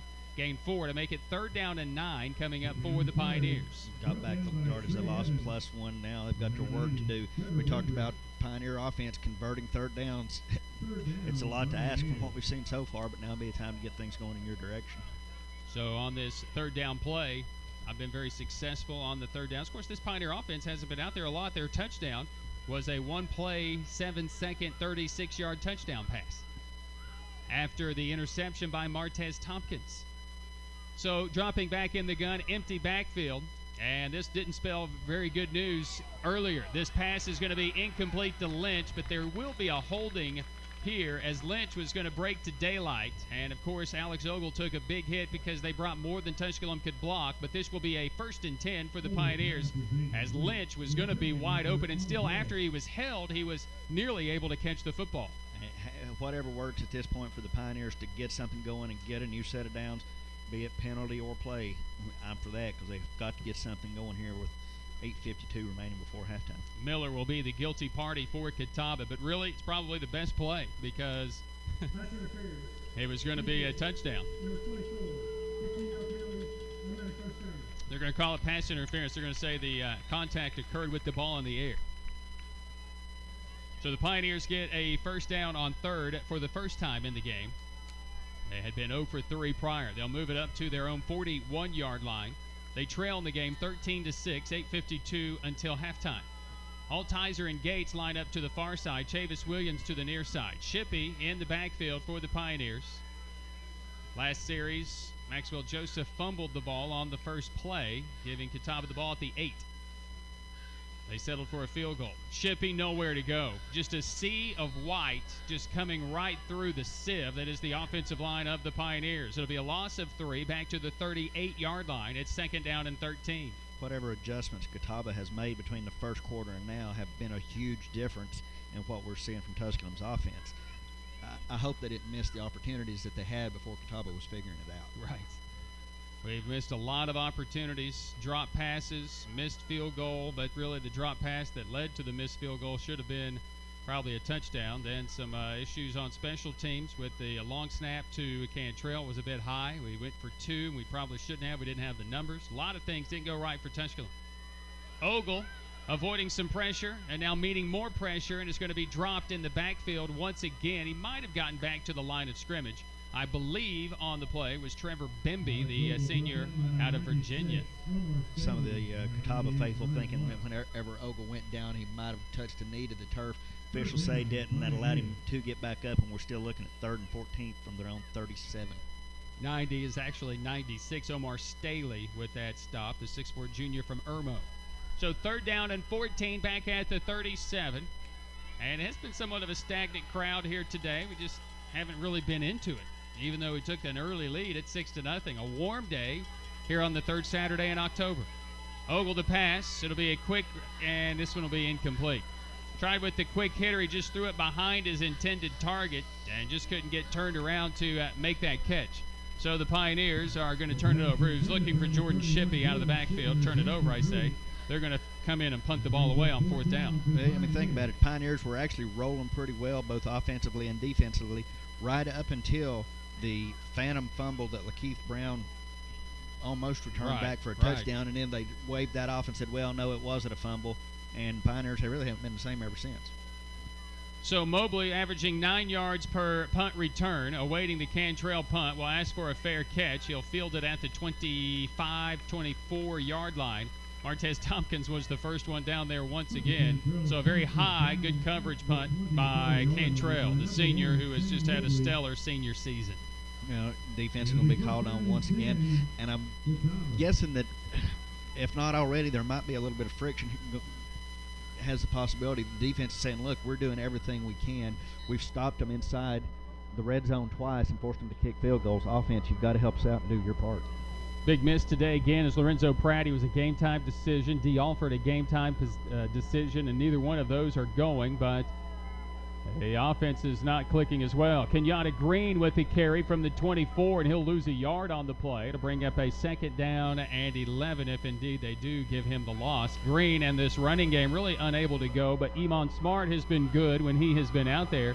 At least he has gained positive yards. The one thing that the Pioneer defense cannot do is get sucked into focusing on Catawba's run game, because the moment they do, O'Brien will burn them deep. They're doing it as smart as they can, no question. 6:40 to play in the first half. Catawba leads 13-6. O'Brien looking over to the sideline. 3 wide out set, 2 to the near side, including Mobley. They're going to run an out to West, over the shoulder catch at the 45, 50. Cuts at the 40 and down at the Pioneer 38-yard line. On the stop is going to be Matt Simon, but Keon West probably with a more impressive catch, but it was an incredible throw by Patrick O'Brien. I mean, there was nothing about that wasn't just an incredible football play. O'Brien had time. He put the ball to a spot. West went out, made a move, made another cut, got where he needed to be, over the shoulder catch, and picked up some yards after the catch. The Pioneer football team giving up the big play. 1st and 10 from the 38-yard line. This is going to be Kenyatta Green, and Green will take it to the 34-yard line. Picking up 4 yards on the play, make it a 2nd down and 6 as Lakeith Brown, Martez Tompkins were flying through defensively. Right now, Catawba, they're using Green to set up that big pass later on, just like we saw before they got the 1st down right here. Leading 13-6, they'll line up Mobley to the far side. Rose will come to the near side. Keon West in the slot on the far side. Catawba goes left to right. Green stays in the backfield on the right shoulder of O'Brien, taking the ball out of the snap, and he's going to go deep for Rose, and this one's going to be incomplete. Hand fighting between he and David Johnson, as Rose wanted some type of a call, is not going to get it. Well, we were talking about exactly that. They used Kenyatta Green to set up a long play downfield, but he can go long too. Green averages 22.9 yards per run, and he has a long play of 86 yards for the Indians this season. 3rd down and 6. Pioneer defense needs to show up once again. Can we call on you again to make a play? So Tusculum probably going to have to make 2 from this. Yeah, probably. From the 34-yard line of Tusculum, Catawba's O'Brien takes the snap. Pioneers bringing pressure. Across the middle, pass will be complete to Mobley, and he's down and upended at the 29. It'll be 4th down and a yard from there as Martez Tompkins is able to make the stop. So they have been good in kicking, and Brackman has shown the ability to kick it. He's probably got a 50, 55-yard leg, but they're going to go for it here on 4th down. Catawba hurrying up their line and set, ready to go. Iman Smart in the backfield. You're going to try to draw Tusculum off. At least the initial count. Tusculum nearly went. O'Brien at 6'5" will take the snap, and they'll get the first down to Smart inside the 30 to the 26-yard line for its 1st and 10, Catawba. Needed a yard, got nearly 4, and moving the chains. Green, or I should say Iman Smart now 9 carries, 33 yards. Just a 3.3-yard average. But O'Brien has thrown 12 of 18 for 143 yards already in this first half.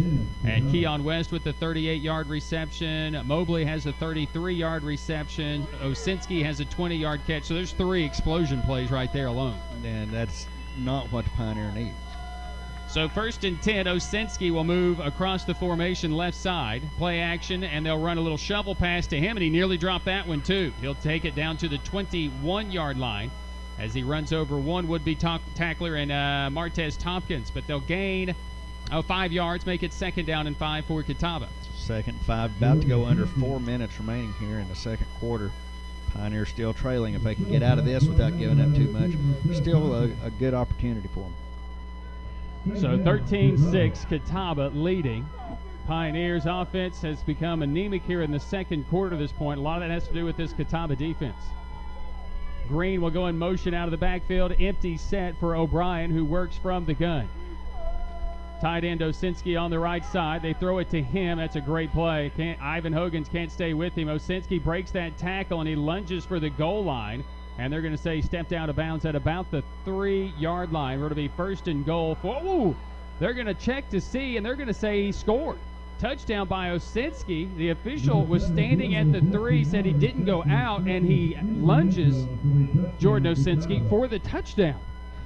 Delayed call there, and I took a little bit for the Pioneers, I think, to even understand what was going on. Osinski's 3rd touchdown of the year, and that's just effort. That's just desire. And right now, Catawba about to score their 20th unanswered with Brackman's point after pending. Snap, hold, kick is up, and that one is through. So the point after is good. That's 20 unanswered by Catawba. Can the Pioneers get an answer on this next offensive series? Come back and find out. 3:26 to play here in this opening half. It's now Catawba 20 and Tusculum 6. Pioneer football continues after this on the Pioneer Sports Network.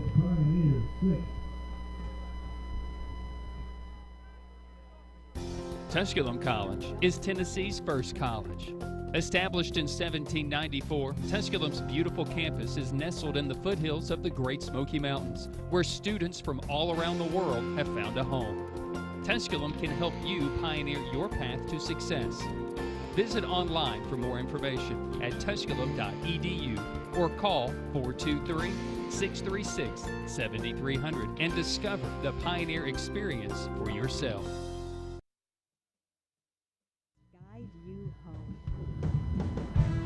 Stop into your neighborhood Marathon Quick Stop Market and pick up a gallon of Fieldcrest milk for only $2.99. Dr. Enough small bottles are 2 for $1. Milo tea is $1 each. Monster 16-ounce energy drinks are 2 for $3. And Mars single-size candy bars are buy one, get one free. Marathon Quick Stop, run in when you run out. Swing by the Quick Stop. Take a little ride with you. You're listening to Tusculum versus Catawba. Once again, Joe Bird and the voice of the Pioneers, Brian. Jay Boyd with the 33-yard return paid the prize by Joseph Dress, a junior from Moncks Corner, South Carolina. And the Tusculum Pioneers, after giving up an 8-play, 76-yard drive that took 3:48 off the clock, 2 long plays, a 38-yard pass play to Keon West, and then the 21-yard touchdown pass to Jordan Osinski, makes it a 20-6 game. So Alex Ogle has thrown for just 86 yards here in this opening half. We'll hand it off to Jordan Shippey, and Shippey will take it across the 35 up to the 38-yard line, gain 4, and make it 2nd down and 6. And once again, Huffman in on the stop defensively. Time not necessarily an issue for the Pioneers. 3 minutes, getting ready to go under 3 minutes here before halftime. If they can move the ball and get a touchdown and cut into this lead going into the second half, it's still very much a football game. 2nd down and 6. It wouldn't be a game if we weren't trailing. 2nd down and 6 coming up for the Pioneers. Ogle working from the gun. Bunch package to the right side. It'll be Shippey on his right shoulder. Looking, looking, and the pass is going to be deflected and incomplete, nearly picked off. Gates was in the area, and Shippey was in the area, and I think it was intended for Shippey, who was just kind of standing there. It went over his head, and Gates was standing there, but the pass was deflected by T.J. Lowe-Foston. Not sure, and I don't even think the Pioneers, the receiving corps, they're both looking over at Alex Ogle saying, well, who was the ball intended for? Was it for Shippey? Was it for Gates? So on 3rd down and 6 now, the Pioneers must move the chains. Got him listed over on 3rd downs in the game, but I know they've at least picked up one. It was via penalty. Ogle, Kitchens is coming. Catawba's coming. He's lost the football. It's loose, and it's picked up by Catawba at about the 40-yard line. Everything going the wrong way for the Pioneers. It will be recovered by Catawba's Ryan Watts, the junior from Riverview, Florida. And Catawba has a short field in which to work once again. Didn't even look like the ball hit the turf. Ogle lost it, and Watts just scooped it out of midair.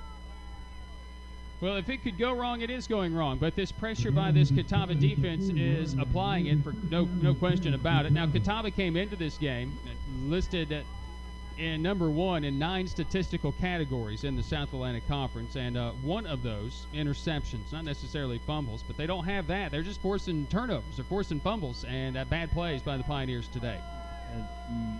Not what you want to do on homecoming, Brian.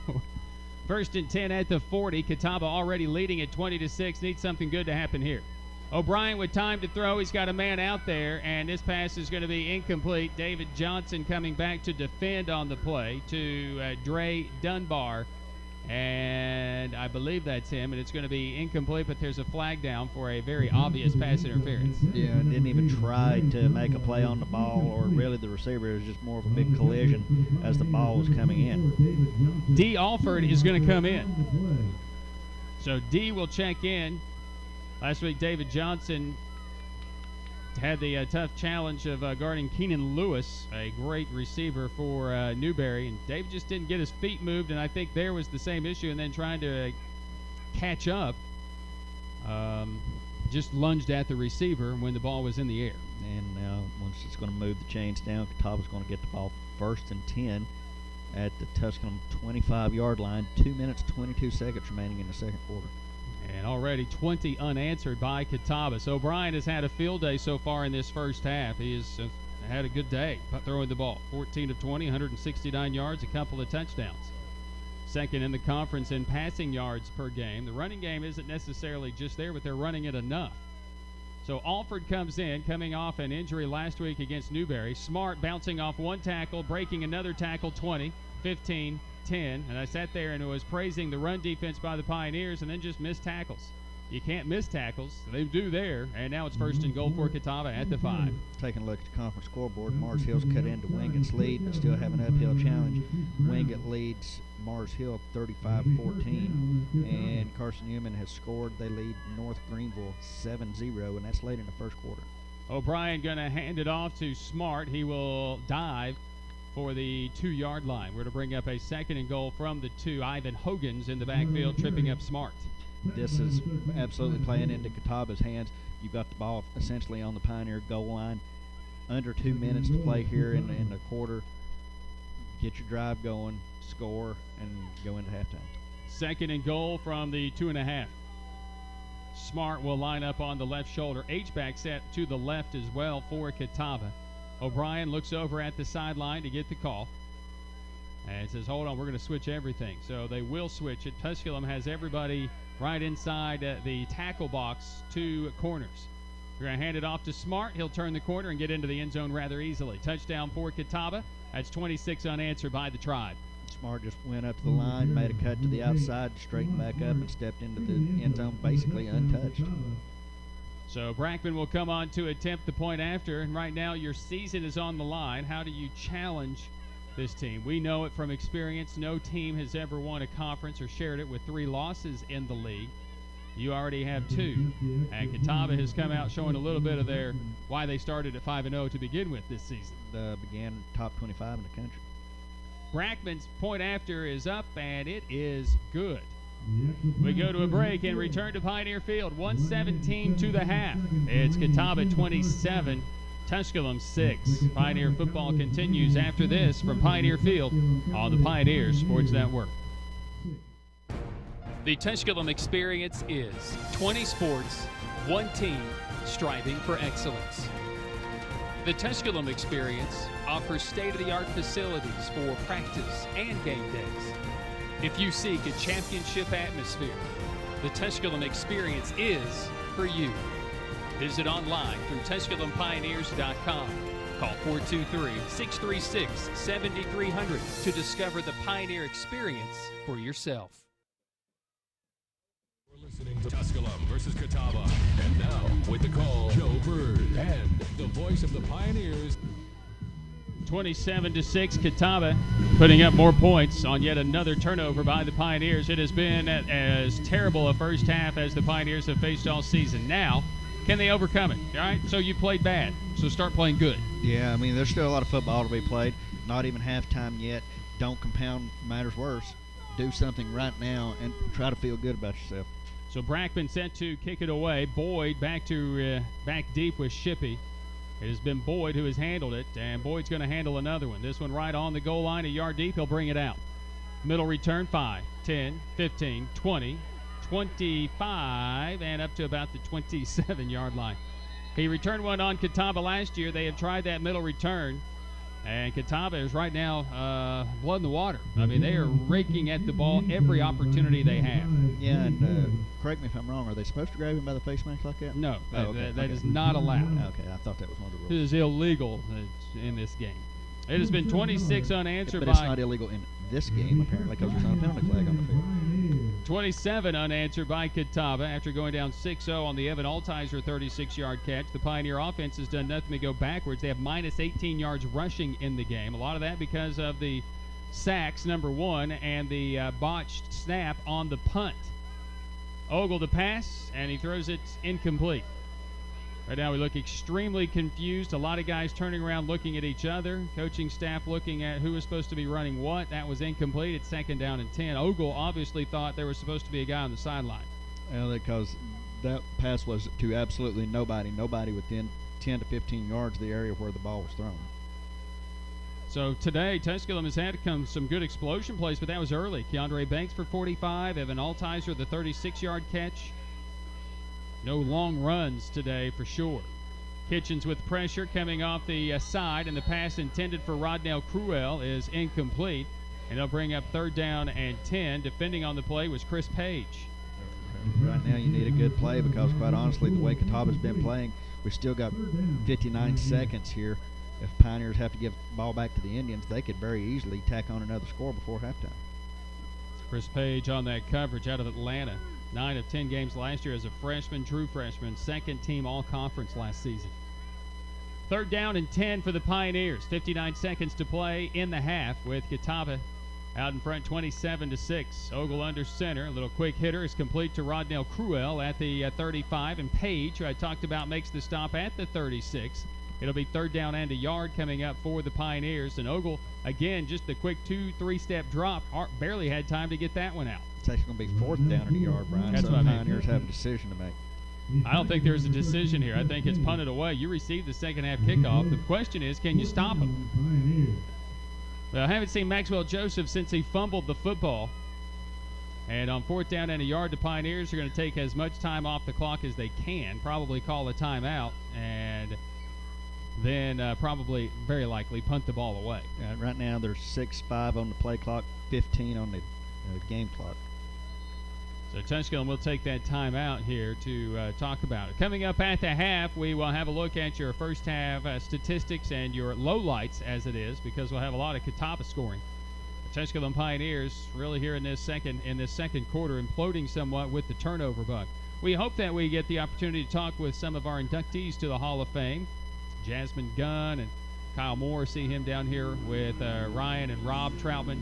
Also, some Pioneer basketball greats in their own right. Also, Jasmine Gunn talked about Eric Clarity, the all-time leading rusher in school history, still holds 8 school records. And since the reinstatement of football, he was the focal point. Coach Bryant had a pretty good system. Turn around and give it to a guy that can get yards, and he did. Yeah, that's why the all-time passing efficiency and statistics for one game is still 5 for 5 passes in a game for Chip Walker. 4th and a yard, 12 seconds on the clock, and Cantrell's out to punt it away. He's averaging 40.5 yards a punt. Mobley stands at the 25. Cantrell gets away a really good one. Mobley's going to ask for the fair catch inside the 20 at the 17-yard line. A great punt by Cantrell. Good coverage punt as Gurgley was down there first. And Catawba will have just 6 seconds to work with here in this first half. And O'Brien probably couldn't have any more of a perfect first half. His pass efficiency off the charts, 14 of 20, 169 yards. He has the 2 touchdowns. He does have the 1 pick, which led to the 6 points for the Pioneers on the 1-play, 36-yard drive, 7 seconds off the clock, touchdown pass to Evan Altizer from Oval. And they're just going to go down, take a knee, and go to the half. Best play right here. Just make sure nothing bad happens. Let the clock run out and enjoy your 27-6 halftime lead.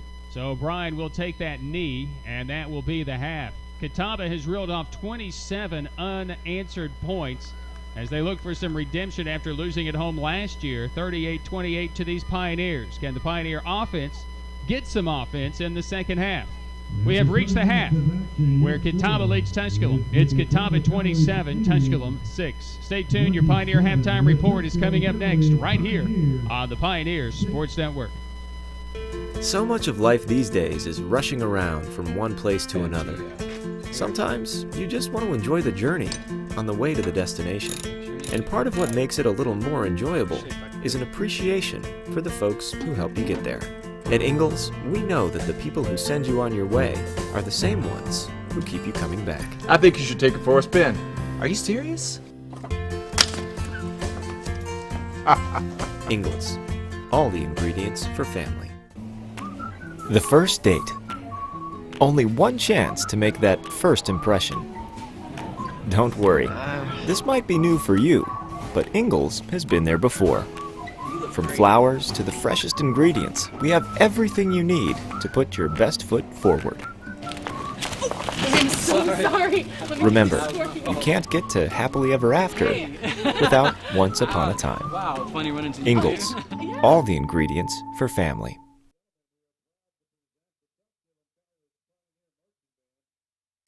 Tusculum College is Tennessee's first college. Established in 1794, Tusculum's beautiful campus is nestled in the foothills of the Great Smoky Mountains, where students from all around the world have found a home. Tusculum can help you pioneer your path to success. Visit online for more information at tusculum.edu or call 423-636-7300 and discover the Pioneer Experience for yourself. The Tusculum Experience is 20 sports, one team, striving for excellence. The Tusculum Experience offers state-of-the-art facilities for practice and game days. If you seek a championship atmosphere, the Tusculum Experience is for you. Visit online through TusculumPioneers.com. Call 423-636-7300 to discover the Pioneer Experience for yourself.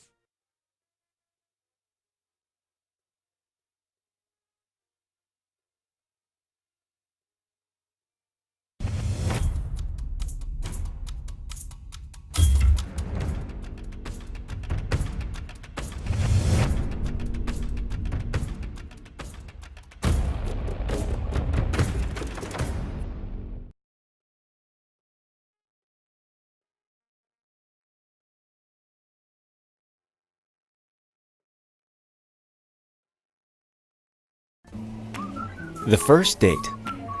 Only one chance to make that first impression. Don't worry. This might be new for you, but Ingalls has been there before. From flowers to the freshest ingredients, we have everything you need to put your best foot forward.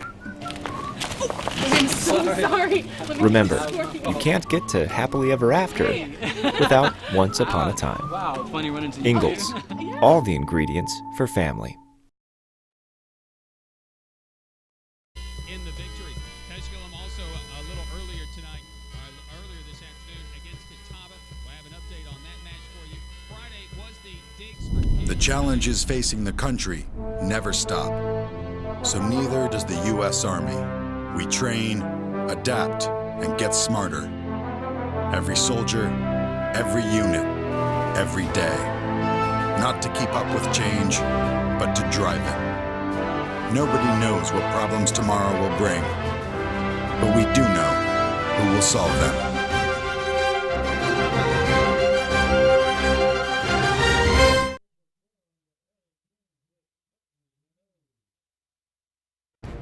The Tusculum Experience is 20 sports, one team, striving for excellence.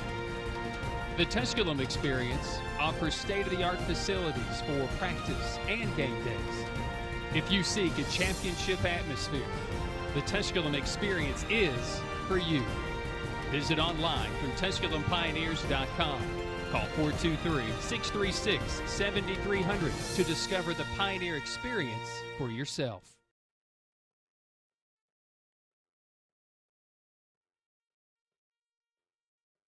Awards from this week,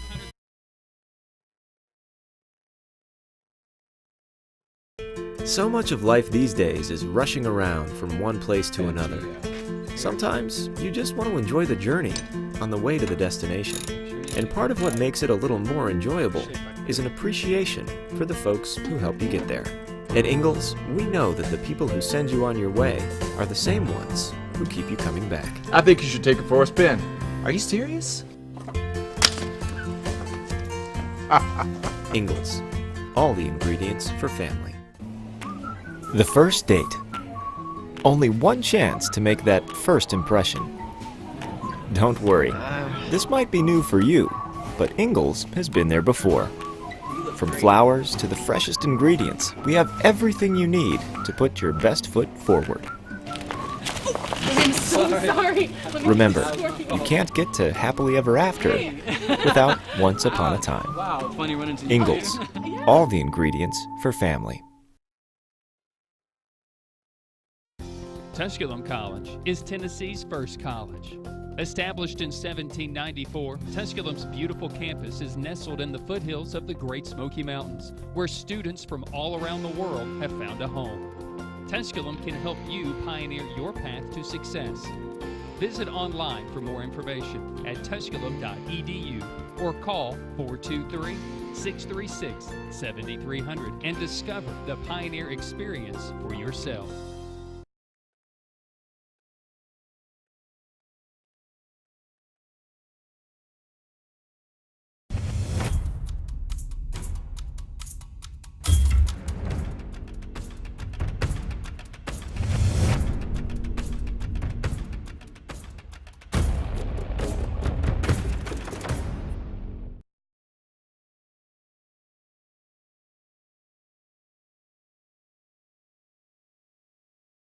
Driver Magazine, Road and Track, and Motor Trend. Even Consumer Reports ranks Mazda cars and crossovers as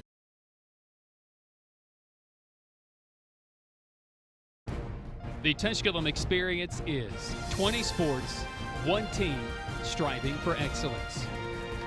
The Tusculum Experience offers state-of-the-art facilities for practice and game days.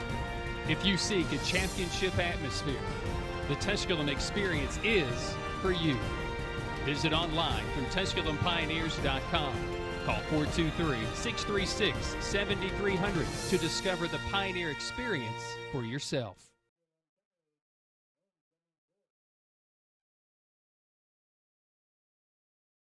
Representing the freshman class are Mr. Jeremiah Price.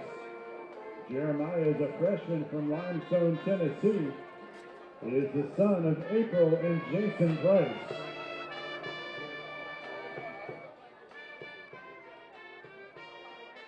Miss Gabriella Callahan. Gabriella is a freshman from Greenwood, South Carolina, and is the daughter of Elizabeth Buff and Jamie Callahan. Mr. Christopher Adams, a freshman from Rogersville, Tennessee, and the son of Scott and Chandra Adams. And Miss Rachel Swatzel, a freshman from Greenville, Tennessee, the daughter of Debbie Swatzel.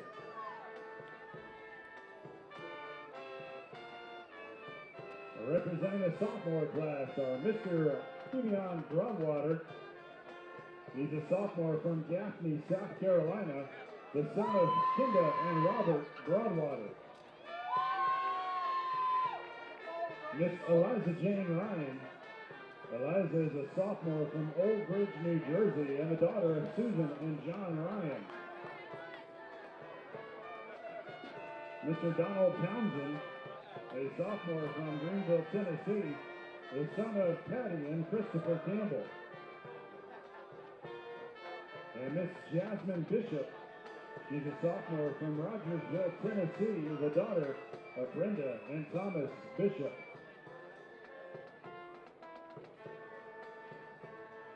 Representing the junior class, Miss Savannah Wheeler. She's a junior from Cookville, Tennessee, the daughter of Lewis and Jennifer Wheeler. Savannah is escorted by senior Landon King. From Whitesburg, Tennessee, Landon is the son of Ricky and Sue King.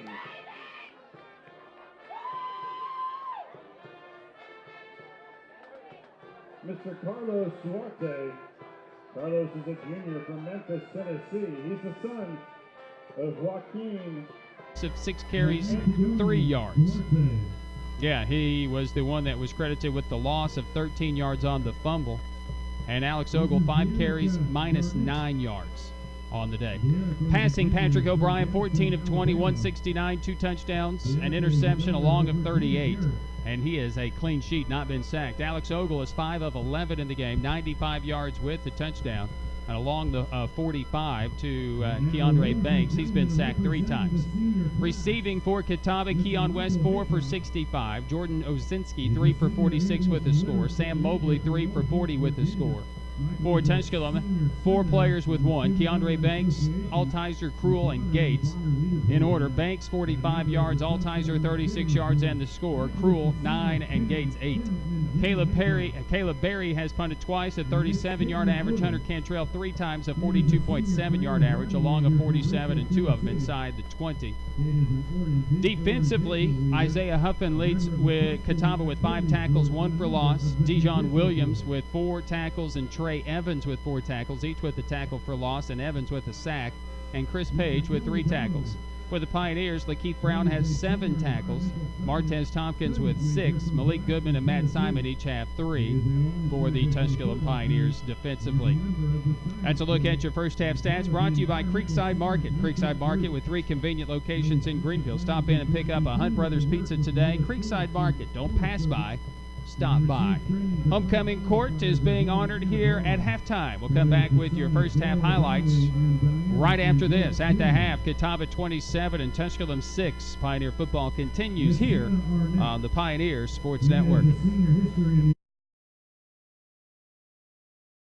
She is the Vice President of SMASH, a member of the Honors Program, and a co-founder of Students for the Prevention of Sexual Assault. And his future plans include going to medical school, graduate school, to obtain a Master's of Fine Arts in Public History. And is the daughter of Herbie and Melanie Adams and David and Candace Arnett. Mr. Jesse Harrell is a senior environmental studies major from Bulls Gap, Tennessee. He runs cross country, is a tour guide for the President's Society, senior senator for the Student Government Association, and is active with Student Success Services and works part-time in the admissions office. Jesse is the son of Rhonda Harrell. Miss Macy French. Macy is a senior English major from Kingsport, Tennessee. She participates in the honors program, tutors for the English program, and is president of the College Democrats and is co-founder of Students for the Prevention of Sexual Assault. Macy is the daughter of Tony and Amy French.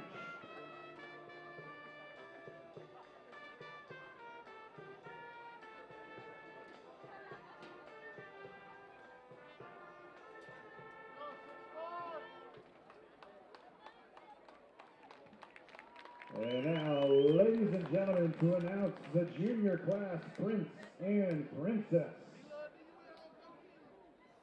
The junior class princess is Dearica Garrett.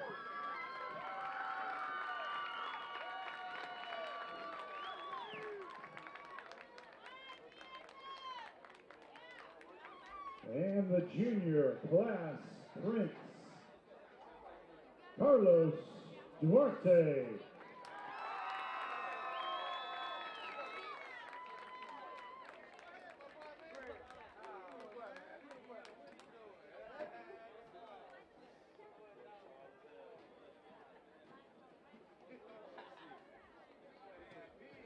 And now for the moment we've all been waiting for, the crowning of the 2017 Homecoming King and Queen.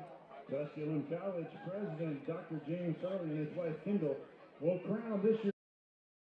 Altizer will come over, 2 wide outs to the near side. Looking is Ogle, looking to go deep, and he's got a man out there. It's Altizer at the 2, to the 1, to the house. Touchdown Pioneers. Touchdown Evan Altizer, his 3rd touchdown in as many games. And the Pioneers look.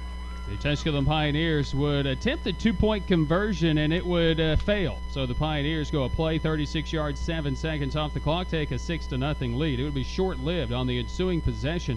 Catawba would convert that 3rd down and long, as I talked about, and then just continue to move down the field. Emon Smart would get a couple of runs totaling about 14 yards, and then Patrick O'Brien would look for his all-conference receiver, Sam Mobley. Mobley in the end zone, and he makes the catch. Touchdown, Catawba.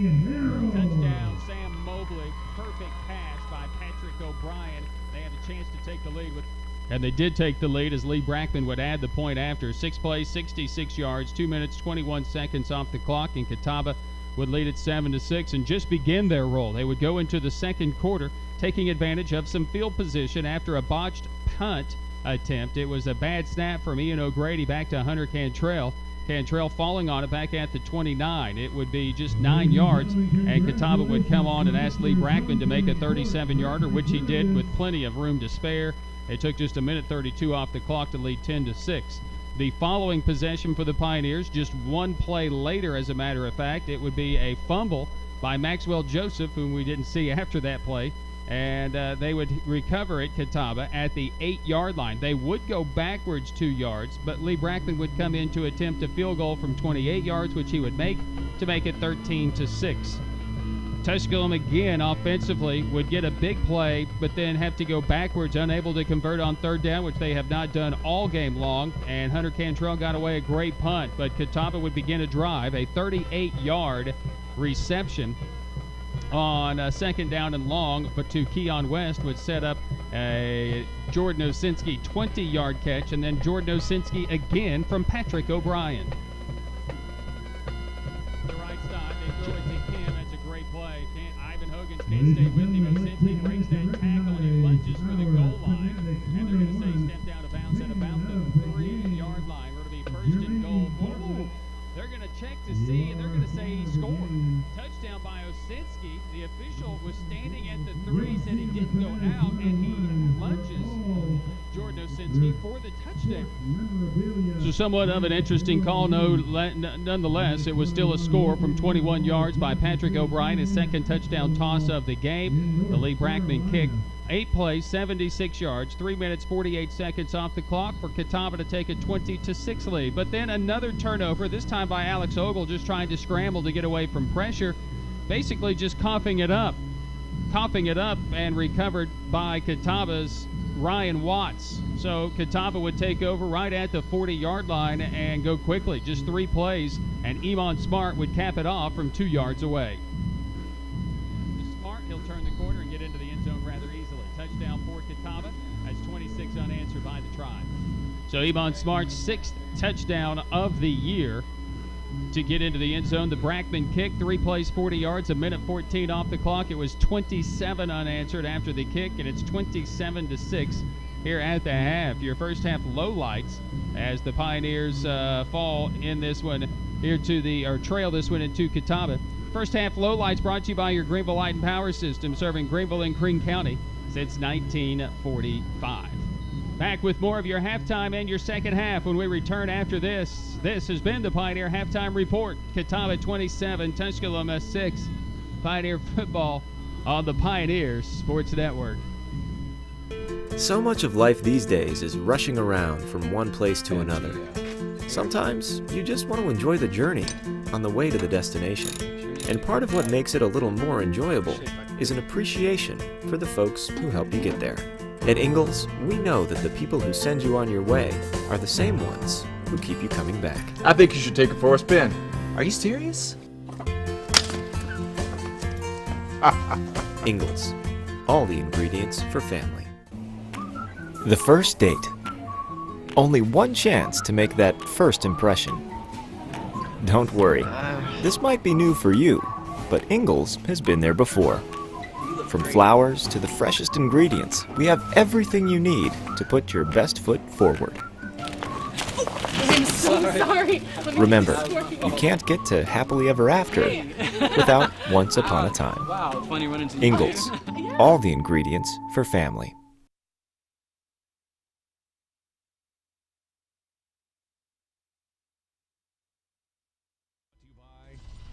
Greenville Light and Power, Hometown Realty and Auction, Laughlin Memorial Hospital, Corley's Pharmacy, Gateway Ford Mazda, Quick Stop Markets, Realty Executives, Greenville Federal Bank, and Terry's Flooring. And now back to the field with Joe Bird and the voice of the Pioneers, Brian Staten. Pioneer football kicks off now. And we welcome you back here to Pioneer Field. Tusculum is looking to, well, let's try to win the football game, number one. They trail 27-6. Some other teams doing quite well. We'll start football-wise for the South Atlantic Conference. South Atlantic Conference scores for Brian. Late in the third quarter, probably in the fourth by now, number 24, Wingate is up 42-21 at Mars Hill. And Carson Newman in the second quarter hanging on. The Eagles lead 14-3 over North Greenville. A couple other local scores of interest. Girls soccer, Chuckett Oak and Greenville are both headed to the state tournament. Chuckett Oak Lady Black Knights defeat Oneida 3-2, reach the state tournament for the first time since 2005, and two-time defending state champion Lady Devils are going to try for the three-peat, winning today 5-1 over Knox Catholic. Congratulations, Anna Ricker and that Chuckett Oak soccer team. Well deserved their first ever trip to the state tournament. No, first is 2005. 2005, that's right. That's what you just said. I was trying to listen. So it will be the start of the second half. Brackman to kick it away for Catawba, and Pioneers to return it right to left. Jay Boyd is 2 yards deep. He'll bring it out. 5, 10, 15, 20, 25, 30. And this one will come back. He's taken down by Brackman at the 35-yard line, but there's a flag back at the 16. That usually doesn't ever bode well for the return team. No, when you see one back there, they're usually going to call a hold against the return team. So unfortunately for the Pioneers, another good return by Boyd. It's going to get stepped off. So his Pioneer football team has their work cut out for them. Again, they have been the comeback boys in each of the last 2 weeks. They trailed by 10 2 weeks ago to Mars Hill. They trail on 2 different occasions, and they trail by 11, 14-3 last week against Newberry. This would be somewhat of a large mountain decline because of all the comebacks of the for Tusculum College, they have never come back from the deficit that they face right now, which would be 21 points. Right, 3 touchdowns and extra points just to get a tie game. I take that back. They did trail 21 to Virginia Wise. What was that, 2015. They were down 21-0.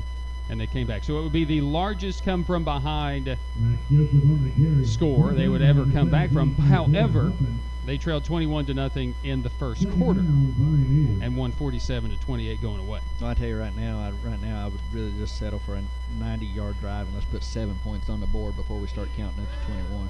So second down and 8 as we welcome you back here to the second half. Maxwell Joseph back in there for 2 yards. Now Alex Ogle will come under center. Evans will show blitz, and they'll run this little play action. Ogle to throw it deep, and he's going to be hit as he lets it go by Kyle Kitchens, and it's short of Chavis Williams. And Catawba, I tell you what, this is the only defense right now that has not allowed Alex Ogle to get outside on that play action. Yeah, he's done a really good job with that. Obviously, at this point of the season, conference teams have scouted it. They know what they're looking for. Still had an opportunity to complete the pass, just a little bit rushed and had to throw it short. Kitchens does not allow you a lot of time, and again, I think if Ogle, we had that opportunity in the first quarter on that pass attempt to Gary Brooklander, but he dropped it on that very same play, that little play-action bootleg. So here, 3rd down and 8. Tusculum just needs to convert a 3rd down. Rodnell Cruel from the 15 to the 17-yard line, and it's a yard shy of the first. Catawba does a nice job as Cruel broke off the route just a yard too short. So it's 4th down and a yard, and Jerry Odom is likely going to send Cantrell out. I think Josh Bennett's enjoying his homecoming day there because he was just texting me, and I see him coming back up. He snuck his way down on the field. You can't go down there without the proper credentials. There's a sign down there. So Cantrell to come out. He's had a great first half, 42.7 yard average. This will be his 4th punt of the day. Mobley standing at his own 41-yard line. 9.1 yard punt return average for Mobley this year. Good snap this time again.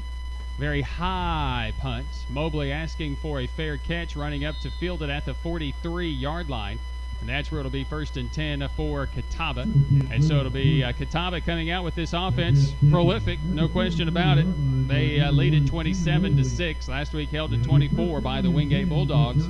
They scored 27 in the first half against this Pioneer defense. Yeah, it is good to see Josh and all the other alumni here at Tusculum on homecoming, but really for Josh and I at West Green, it's really like Tusculum homecoming every day because a large number of our teaching staff at West Green High School, we all graduated from Tusculum.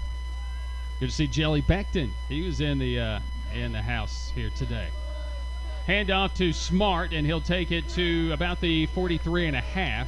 Nice job defensively for the Pioneers there. Lakeith Brown, again, he just continues to add to his great career here at Tusculum College. Over 300 tackles in his career. Right now, Pioneer's going to have to do a good job tackling, and the defense is going to have to go shut out football the rest of the way, probably, if there's going to be any chance the offense coming back. 311 tackles now for Lakeith Brown in his Pioneer career. D. Alford is out there. Bartez Tompkins to the near side. We're going to hand it off. This will be Smart. He's got a hole. He's got daylight at the 40.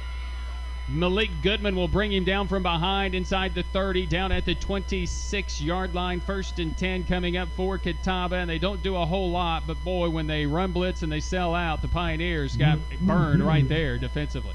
They did. When we talk about keeping shutout football, not the way you want to start, but at least a good job by the Pioneers to track back and make the stop.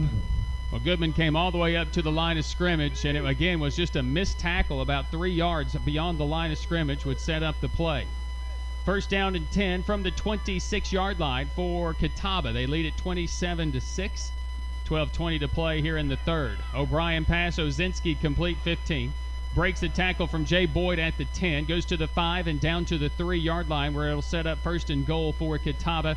Doing what they want here in this game, which has, let's just be honest, this is a big-time shock right now because this Pioneer defense has played very well this year. Yeah, it really did. And right there we had to rely on Malik Goodman to come back after the broken tackle to come back and prevent the touchdown. Zach Waters lines up as an H-back for Catawba on the left side, and Catawba's going to move and be a false start to back him up 5 yards on this right side. The tackle, Demetrius Blackwell, along with the aforementioned Zach Waters, came out of their stance early. Back him up 5. Well, at least Catawba's got some more work to do. If they're going to get the touchdown here, gives the defense a little bit of an opportunity to make a stop or at least try to hold to a field goal. It's not a huge offensive line when you talk 250, 280, 280, 250, and 250, but, man, they do great work. O'Brien does not hang on to the football a whole lot, and Emon Green is a big bruising-style back, and he's going to get another carry here. He's just going to continue to lean on the Pioneer defense.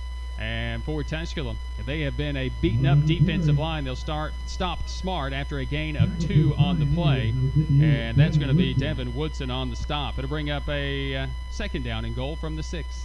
Pioneer defense, right now, I don't like their posture because these guys are kind of starting to look around at one another and have their heads hung. And the game's not over, guys.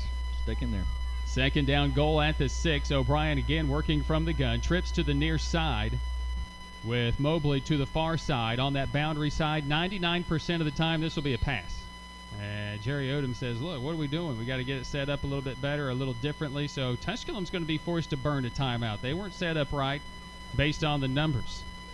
So with 11:04 to play here in this 3rd quarter of action, Tusculum has to burn a defensive timeout. And obviously, if you're going to get yourself back into the game, you want to hang on to those as much as you can late. But right now, Catawba's doing what they want. We'll talk about this difficult situation for the Pioneers Monday night at Applebee's here in Greenville for the Jerry Odom Radio Show. Join me with Pioneer coach Jerry Odom and our Pioneer Players of the Week as we review the previous game and preview the next game beginning at 7. Come enjoy the benefits of the great food in the neighborhood at Applebee's while supporting the Pioneer football team. And don't forget, at Applebee's, you can enjoy late-night appetizers every single night. And our great lunch specials at Applebee's occur Monday through Friday from lunch, $7.99 every weekday, including a beverage. That's at Applebee's here in Greenville for the Jerry Odom Show here on the Pioneer Sports Network.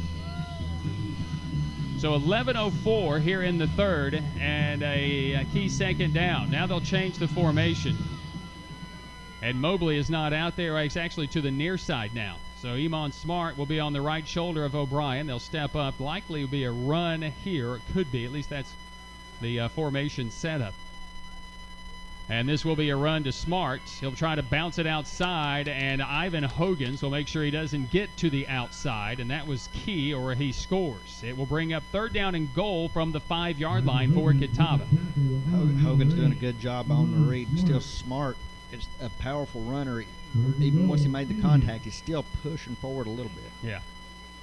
So third and goal, just shy of the 5-yard line. They'll put Mobley to the boundary side.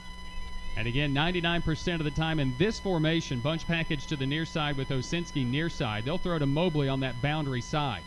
Alford defending him. They'll bring Green out of the backfield in motion. They'll throw to Mobley to the left side, and it will be incomplete. Martez Tompkins was over there on him.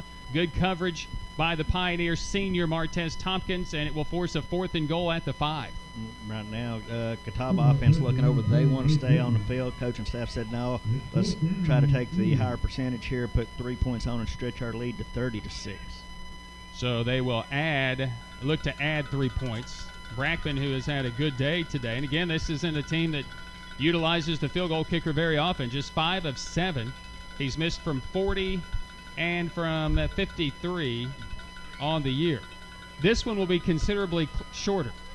This one will be from 23. Snap, hold, kick is good.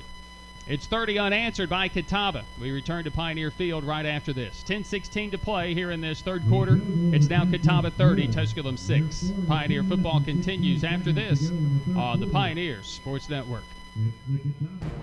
The Tusculum Experience is 20 sports, one team, striving for excellence. The Tusculum Experience offers state-of-the-art facilities for practice and game days. If you seek a championship atmosphere, the Tusculum Experience is for you. Visit online through TusculumPioneers.com.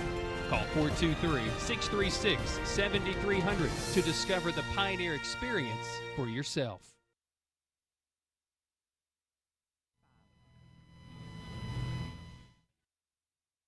Tusculum versus Catawba on the Pioneer Sports Network. Once again, Joe Bird and the voice of the Pioneers. 7 plays, 52 yards, 3:11 off the clock for Catawba as Brackman hits from 23 yards. 10:16 to play in the third, and Catawba has added to their lead at 30-6. The Pioneers still have some opportunity to save a little face here. Once again, maybe we can see another good run. They've been kicking to Jay Boyd, and he's almost broke him. He kind of gets about to 35 every time, needs one more block.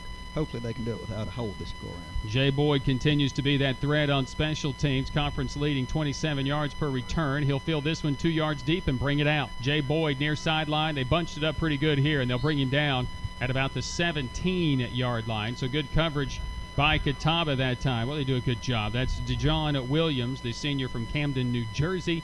And it will bring up 1st and 10 for the Pioneers at the 17. So a week after knocking off Newberry, ending a 12-game winning streak for the Wolves in conference play, really having a hard time getting the offense going here. Yeah, whenever right now you have more kickoff return yardage than you do total offense by a considerable margin, that's not going to set up for a good afternoon for your football team. Best defense in the conference as far as scoring. They allow just 17 points a game, proving it today. This will be a handoff, Maxwell Joseph, and we just haven't been able to get the running game going. Obviously, the running yard still negative, I believe, minus 16 after that play, and wipe off about 4 yards. It'll be a gain of 4, bring up 2nd down and 6. You know, big trouble that's led to there are the 2 fumbles, and then also the lost yardage on the punt bad snap. Keandre Banks will line up as the lone wideout in this formation. Put in all three tight ends, Brooklander, Boney, who's really a fullback, and Shaq Harris. Both of those guys on the left side go unbalanced, and they'll roll it out. Looking deep for Keandre Banks. Oh, that's great coverage. Banks unable to hang on to it. I tell you what, I like the kid out there in the secondary, Chris Page, just a young sophomore out of Atlanta. He did not bite on that break. He stayed right with Keandre Banks, broke it up. It's third down. Well, in that situation, I wish Ogle could have gotten a little bit more to the ball to allow an over-the-shoulder catch instead of having to come back to it, because that allowed the defense to get between the receiver and the football. Third down and 6 from the 21 for the Pioneers. They have 4 wideouts.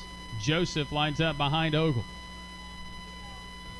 Ogle to pass. This one is high, tipped, caught by Gates. It's going to be a yard shy of that first down at the 26-yard line. And on the stop defensively is going to be DJ Jackson, a senior out of Powder Springs, Georgia. Veteran defense, and they hold the Pioneers here and force Hunter Cantrell and the punt team to come back out once again. This will be Hunter Cantrell's 5th punt of the afternoon.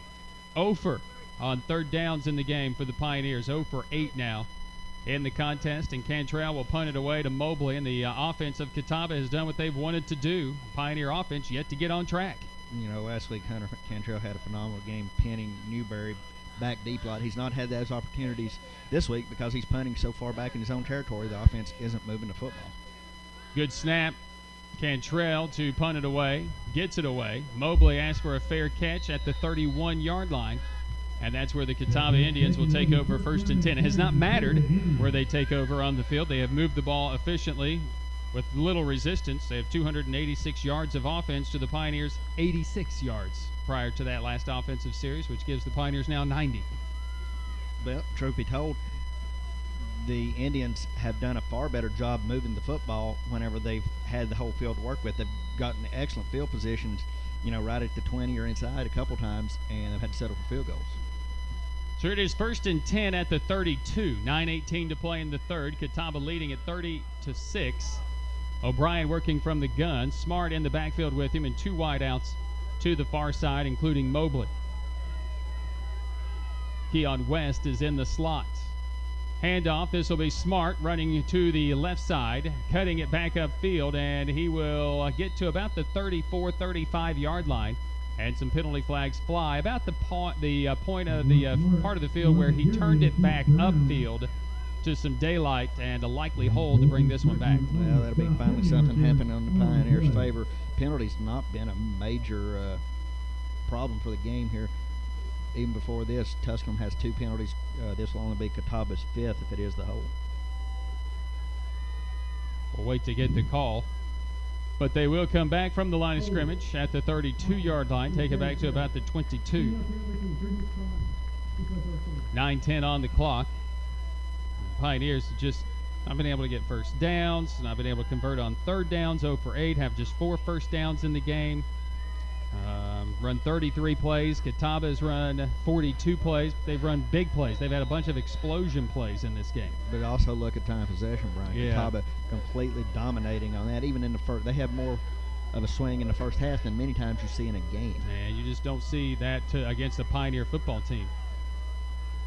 A lot of this very shocking.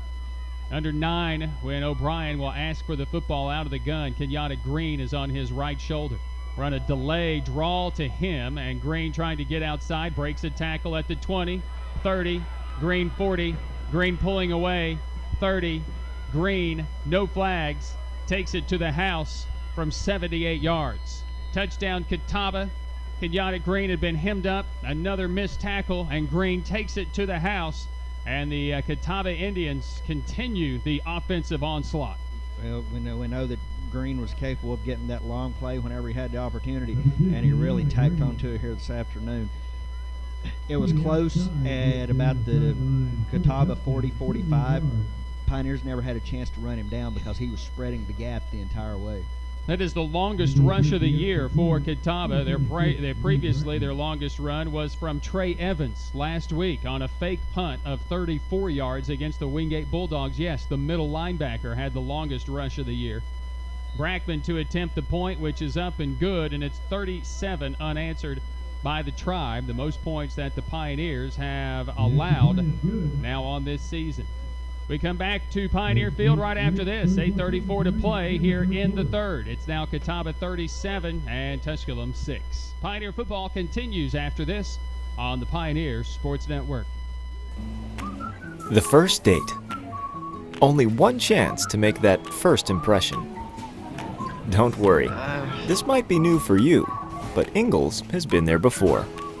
From flowers to the freshest ingredients, we have everything you need to put your best foot forward. I'm so sorry. Remember, you can't get to happily ever after without once upon a time. Wow, it's funny running into you. Ingalls, all the ingredients for family.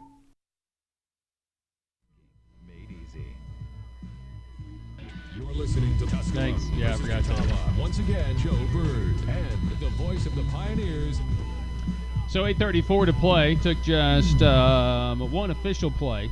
Officially 68 yards on the drive, but the run went for 78 yards. Kenyatta Green to make it 37-6. Jay Boyd will take it 4 yards deep and this time go to a knee. Pioneer offense will have it at the 25-yard line. Just now you just want to feel good. It's 37-6. No Pioneer team in the history of Pioneer football, in the recorded history of Pioneer football, has come back from more than 21 points in a game. Now you just want to see if you can't move some offense ahead of your greatest rival of your schedule, the Carson Newman Eagles, next week on the road. Well, yeah, I mean, and the bad part, I don't know if it's the good part or the bad part, but we're not even halfway through the third quarter yet, Brian. It is the bad part. Joseph in the backfield will get the handoff, and Trey Evans will meet him in the hole, and Michael Peppers will finish him off. I tell you what, they just do so much.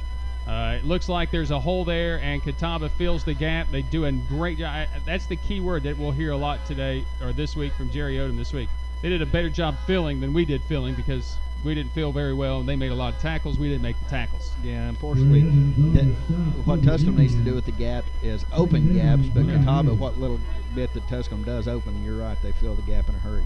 2nd down 7 for the Pioneers. Ogle will come under center. 4 wide out set. Joseph in the backfield. Ogle to pass. Little pump fake. He's looking to go deep to Altizer. The defender fell down, and Altizer had to hit him in the hands, and he couldn't bring it in. Tough catch, but a catch he'll probably say I should have had. It's going to bring up another 3rd down where the Pioneers have not converted all day. Yeah, unfortunately, Altizer had to try to long arm that thing, just not quite within his reach. Tusculum 0 of 8 on 3rd downs. Have a total 4 first downs to Catawba's 12. So to the right, we'll go a trio of the Evans, along with Lynch. Near side will come Cruel. Joseph in the backfield. Just got to keep the chains moving. They have done well on 3rd down and getting like 6 or 7 yards when they needed 7 or 8 yards, though. Ogle, Kitchens bringing pressure. Pass to Joseph will be complete. He'll take a hit, bounce off that, and then bounce off another, and it just depends on the spot. If they give him the chalk, it's a 1st down, and that's just extra effort. Maybe 2nd and 3rd effort for Maxwell Joseph. It moves the chains. 1st and 10 Pioneers. Something good the Pioneers can feel about. 1st downs have even been hard to come by. That's only their 5th first down of the game. 1st and 10 at the 35, and a cheer from the crowd. 7.5 to play here in the third. Tusculum trails 37-6 here at their home field. Ogle rolling, looking. Oh, he's got room to run. He'll take off. Trey Evans will upend Ogle at about the 47-yard line, and when he hit the turf, the ball came free. It'll be a gain of 12 yards on the play, and it will be the longest rush of the game for the Pioneers. The longest rush of the game on a busted play where your passing quarterback had to scramble to get downfield. 2nd down and 10, or pardon me, 1st down and 10 at the 47-yard line. Pay too much attention to the lollipop. Sometimes it doesn't get changed. Under center will come Ogle. Draw, Tommy Brown. Brown bouncing it outside, cutting upfield at the 50, to the 45, to the 40, and another 1st and 10 for the Pioneers on a pickup of 13 for Tommy Brown on his longest run of the year. Yeah, Tommy Brown, not somebody we've talked about a whole lot. That's only his 8th carry. He had 32 yards, and he put a big chunk into extending his average on one play. Maxwell Joseph, who picked up that key 3rd down screen, out since then when he took 2 big hits. Tommy Brown with the carry again, and the lightweight compared to Maxwell Joseph will be met in the hole by Trevor Bembry and brought down after a gain of about 2, maybe 3, second down and 7. Second and 7 for the Pioneers. At least they have finally gotten back. I'm not sure when was the last time they were this deep in Catawba territory, but it's nice to see. First quarter. It was. It's when they had the ball at about the 36 for a touchdown, if I'm not mistaken. Actually, they took over even deeper, but they were unable to score. And they missed field goal. Ogle to pass, and coming on a corner blitz, and they'll bring him down back at the 44-yard line. Nobody accounting for Catawba's L.J. Melvin, an outside linebacker, a sophomore out of Fayetteville, North Carolina. He came in. I don't think he realized that Ogle still had the ball until he made his motion again, but not even that play is fooling the Catawba defense. No, I don't know. I think it might have fooled 10 of them, but unfortunately that 11th one still kept putting the pressure on Ogle and back the Pioneers up. Trio of wide receivers to the near side on 3rd down and 14 at the Catawba 44. Just another big play on another minus play for the Pioneers. Ogle to pass. He's going deep. He's looking for Eric Lynch. He'll go up and can't bring it down. The pass just wasn't there, but Ogle took a hit as he let it go. Lynch couldn't bring it in, and Chris Page knocking it away, and it will be 4th down for the Pioneers. Down 37-6. The Pioneers are going to send on the punt team. Well, despite the problems of that play, still a relatively decent pass as far as targeting from Ogle. Lynch had an opportunity to catch it. Catawba just had a little bit better defense and batted it away. Just hung up in the air a little bit. And Lynch, who had broken free some 5 yards behind Page was able to recover. That recovery speed for the sophomore. So Cantrell will punt it. Mobley stands at the 10. Cantrell gets it away. Mobley asks for the fair catch, and he drifts backwards, and he makes the catch at the 4. Again, it has not mattered where they start. Catawba has been able to score. They just went 68 yards on an official 78-yard run, but a 68-yard drive because of the hold. And so the 78-yard run by Kenyatta Green. So it hasn't mattered. It really hasn't. What has all mattered is, hey, Catawba's padding their statistics, because wherever you want them to go, back them up. They're just going to go that much farther to tack on to their offensive numbers. Pioneers get something positive out of the drive, but they end up punting it away. So it is a 1st and 10 back at the 4 for the Catawba Indians. Smart in the backfield with O'Brien. Smart will get the handoff, and he might get to the 3-yard line before he's driven back. Defensively for the Pioneers, tough to tell because the jersey was messed up. I think that's Randy Hooks, who makes that tackle, the seldom used linebacker. But again, a defense that is so banged up, there's a lot of guys that are getting some time on the field right now. Take a look at the scoreboard, Brian. It's gone final. Catawba has defeated Mars Hill 42-21. And I'll give you a couple others after this play. O'Brien out of the gun, Smart on his right shoulder. Rolls the pocket to the right. O'Brien looking to pass, and it's knocked away. Good defensive play that time by Leon Cunningham, who the intended receiver was Keon West at about the 8. And it'll bring up 3rd down and 11. North Greenville making it interesting at Carson Newman. That game's at the half. Carson Newman at home leading 14-10. And they've started at Newberry. Newberry kicking a field goal early and leads Limestone 3-0 in the first quarter. So here, 3rd down and 11 for Catawba. O'Brien will take the snap out of the gun, standing in the end zone. Smart in the backfield. Got to get off the field here. Handoff to Smart, and a nice job by Quaheen Glasgow right in the middle, filling nicely for another loss of a yard on the play, and it will bring up a 4th down and 12 at the 2, forcing Catawba to punt deep in their own territory. Great opportunity there by the Pioneers. Unfortunately, a little bit too little, too late. It's a Pioneer football team that's looking to take advantage of some field position here, as Evan Altizer will stand inside the 45 at about the 44-yard line. Standing with his heels on the edge of the end zone is Caleb Berry. Average just under 40 yards a punt on the day. They haven't really had to punt very often. Berry forces it and rushes it out of there.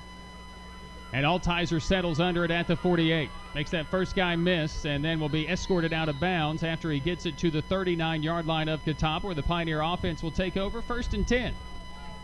third punt of the day for the Indians, and that does set up the Pioneers. They do have 1st and 10, once again in Catawba territory at the Indian 39-yard line.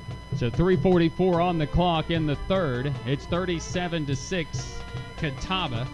They have scored 37 unanswered after the Pioneers take the first score of the game, missed the two-point conversion attempt. Catawba answered on the very next series and had not punted the ball until then. So Ogle's going to come under center. Tommy Brown is the running back, 3 wideouts near side. Looking to the far side, Alex Ogle is going to pump it and keep it and then look for Banks and throw it incomplete. Good coverage by the Catawba secondary. Again, they're very good at that. Forced Alex Ogle to pump it and to look back across the middle, but nothing was there. Went through about 3 progressions and finally settled for his 4th. Incomplete at 2nd down and 10. Catawba's Omar Stanley and Jordan Hemingway, both of them 285 pounds, but very swift of foot to go after Alex Ogle and forced him out of the pocket to not even attempt to throw he wanted to. Banks will line up to this near sideline with Deshaun Davis. Far side is Chavis Williams. Tommy Brown is the running back, as Ogle will come under center. Handed off to Brown, and the great penetration by Catawba. They just got into the backfield. It forced Tommy to try to bounce it outside and extend that play. I believe it was Kyle Kitchens who helped out defensively. And from the 39-yard line it remains. Now 3rd down and 10 for the Pioneers. This drive not going anywhere. Started out 1st and 10 on the Indian 39, 3rd down, and they're still on the 39. Tusculum has got to find a way to get positive yards. Just a couple. Lynch will line up in the slot to the far side. Keandre Banks to the wide out to the far side. Gates in the slot near side with Chavis Williams. Looking left, passing left, and the pass is dropped. Unable to hang on to it. Missed tackles, drop passes today have just been been key for the Pioneers. And I don't think Jerry Odom is going to wait to punt the ball anymore here. It's at the 39. They're going to go for it on 4th down. Yeah, I mean, at this point, what do you have to lose? You're down 37-6 at home late in the 3rd quarter. Try to do something, not for today, but so you'll know what options you might have available in the future should they really need them. 15 seconds on the play clock when they break the huddle. Trips to the far side. Lynch, Gates, and Banks. 2 wideouts come to the near side. When the Pioneers have been in this formation, Catawba has blitzed off the edge with both linebackers, Evans and Peppers. 2 seconds, 1 second, they won't get the play off. So a penalty, or did they get the timeout? I think they got the timeout. Pioneers got the timeout, so no penalty. So 2:53 on the clock. We'll take the break as well. Back in 30 seconds here to Pioneer Field, where the Catawba Indians lead the Tusculum Pioneers 37-6. The first date. Only one chance to make that first impression. Don't worry, this might be new for you, but Ingalls has been there before. From flowers to the freshest ingredients, we have everything you need to put your best foot forward. I'm so sorry. Remember, you can't get to happily ever after without once upon a time. Wow, it's funny running into Ingalls, all the ingredients for family.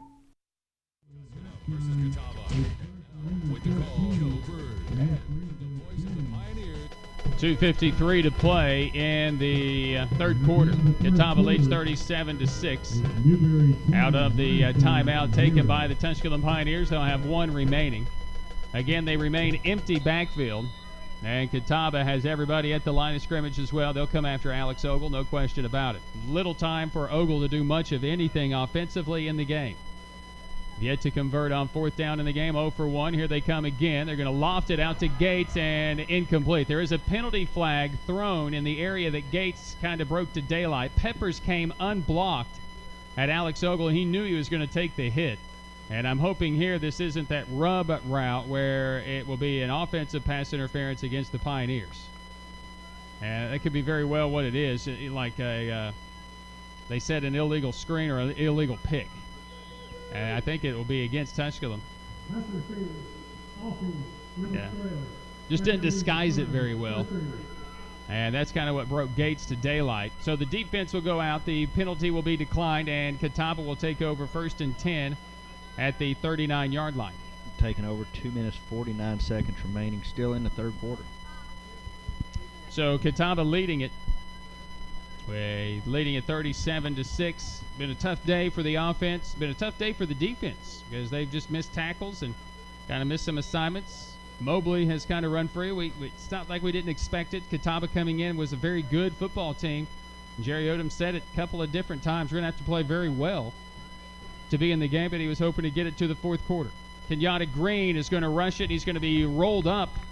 And a nice job by P.J. Green, who I had a chance to talk with this week at Applebee's for the Jerry Odom radio show. He was looking for a big game today. That's his second tackle. That's his first hit behind the line. It'll be a loss of 2 on the play, 2nd and 12. Good read there by Green. Saw what Catawba was lining up, made his play, made his move, and was able to get the tackle for a loss.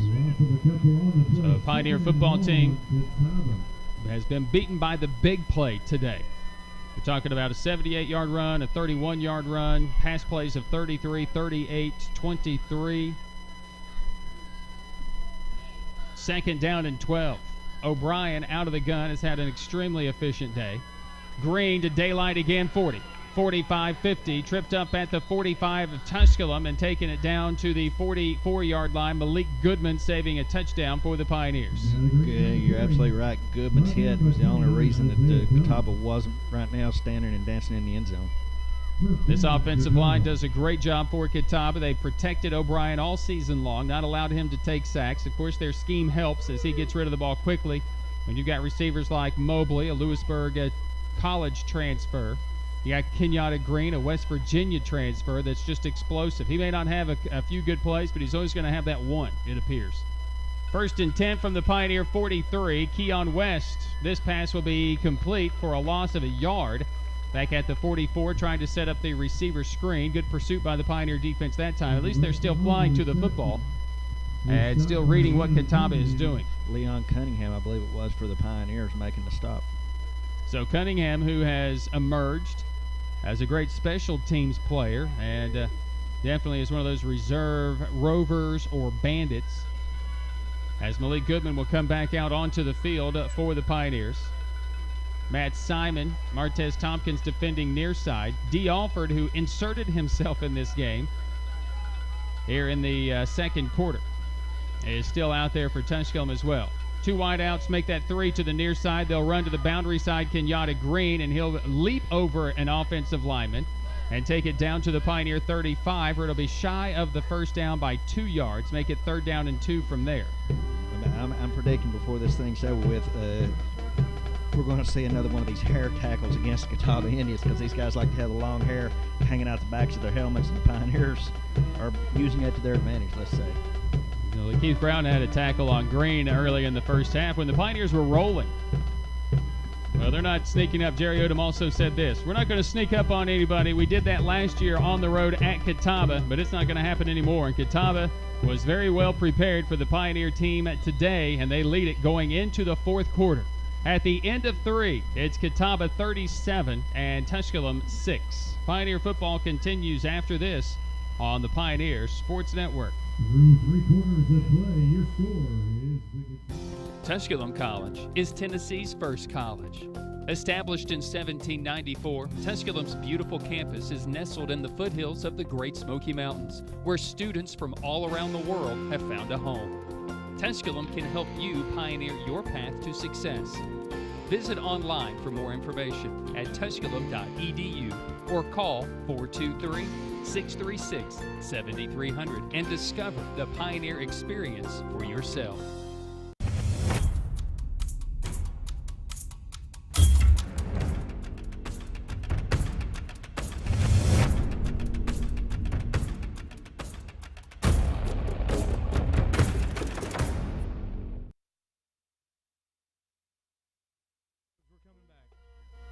Your best interests at heart. Well, let's hope so. Call 639-3465.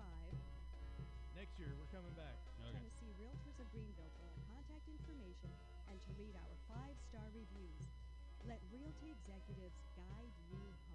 Welcome back. Tusculum versus Catawba on the Pioneer Sports Network. Once again, Joe Bird and the voice of the Pioneers.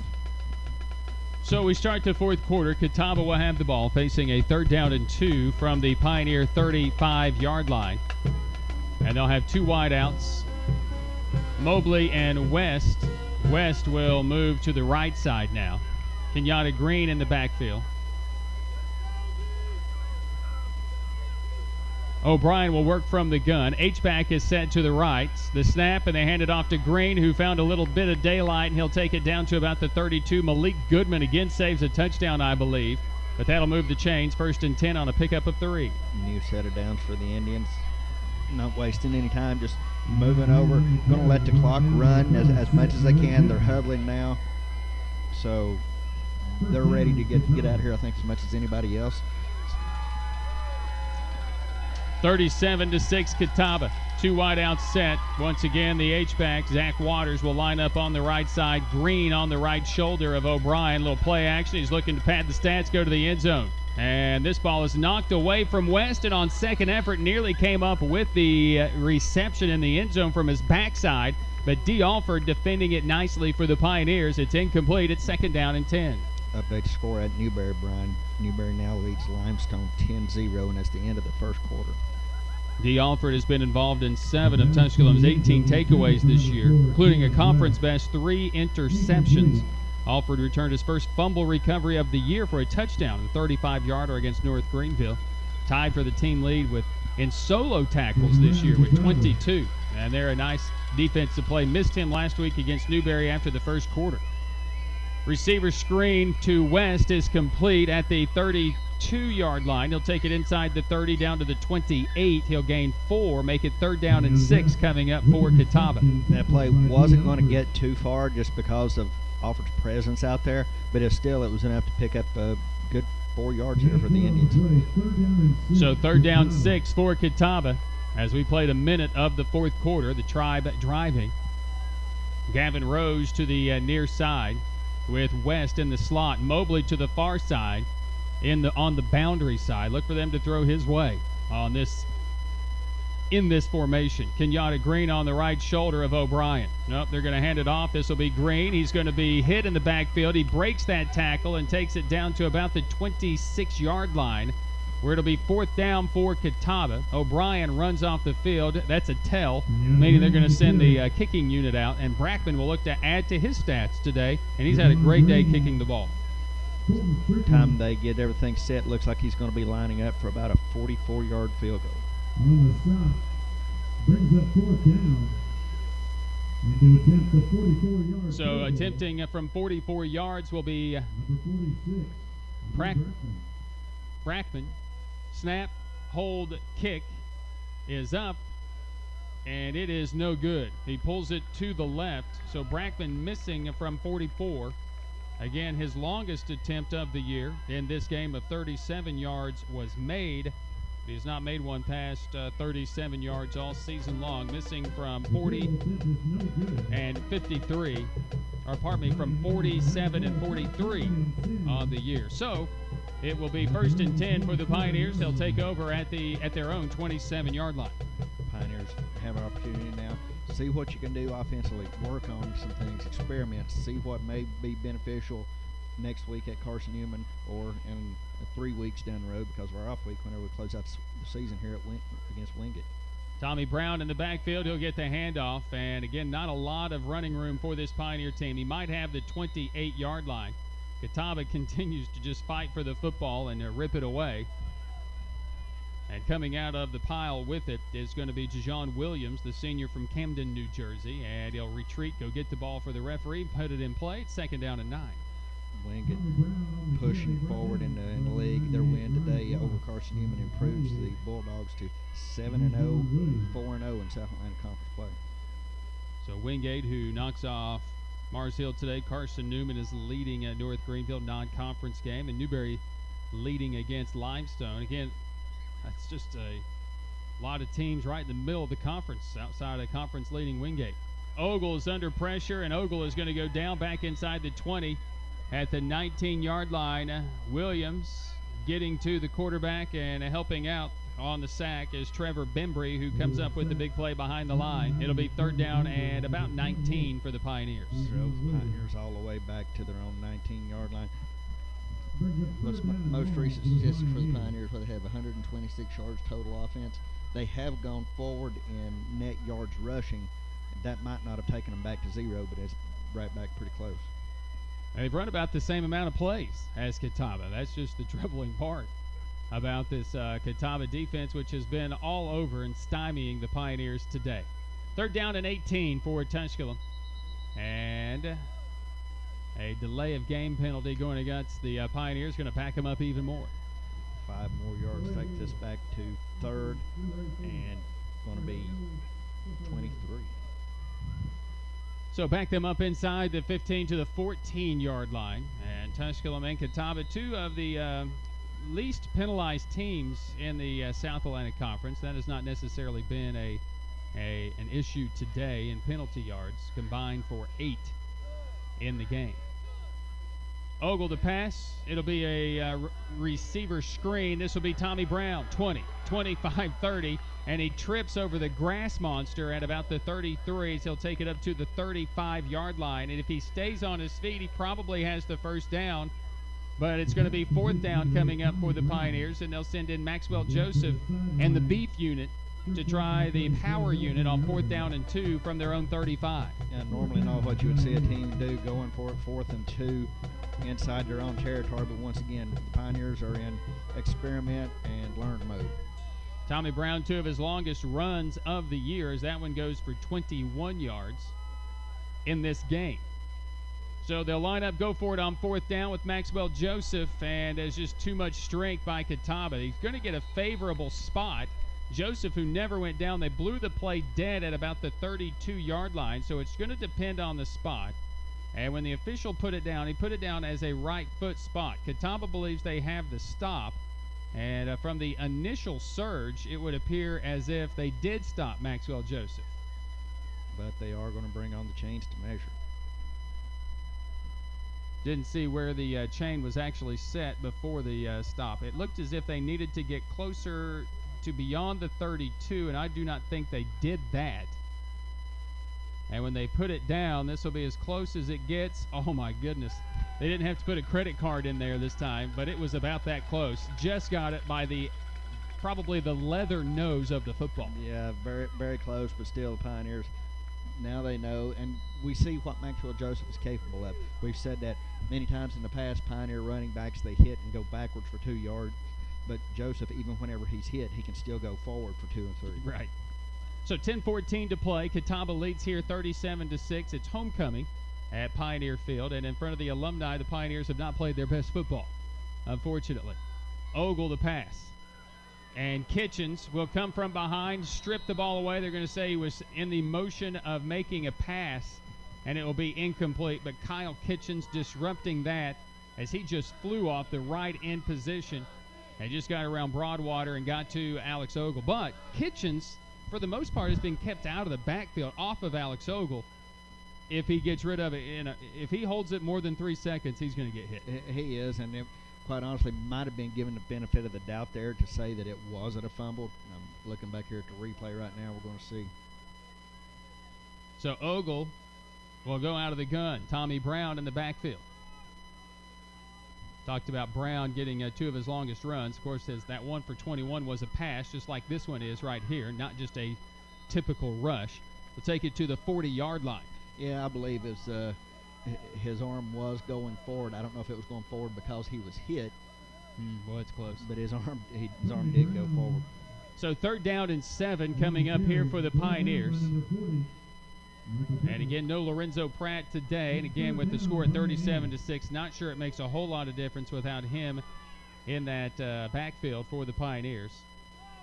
It may have helped some. It has just been the Catawba day. They have done just about anything they've wanted to on offense. They come with another blitz, dial it up, and then look down the field, and there will be 2 flags thrown on the play as they were looking for Keandre, or is that going to be our young freshman in Shamar Bridges? I believe it is Bridges, and Bridges, I think, will have a bright future for the Pioneers. He had broken free, and the defensive back for Catawba, Cedric Gervin, decided he was going to grab his jersey. Before Bridges came in, his jersey was tucked in. Now it is no longer tucked in. It was stretched way out. Bridges went out, he made a move and started to turn and was going into the free, and all of a sudden you see this big piece of orange material being stretched backwards. So we'll get the pass interference penalty, which will give the Pioneers a third down, and it will be their second third down converted. Of course, I thought they had their third down converted in the first half on a penalty, but they didn't give it to them. Unless I had it messed up, which I often do on down and distance. Sometimes we'll call it third down. We've been living on third downs on the day, so maybe I just inadvertently said third back in that first half. Here it's 1st and 10 now at the 45 of Catawba. Tusculum trails 37-6 in the game. Ogle the pass.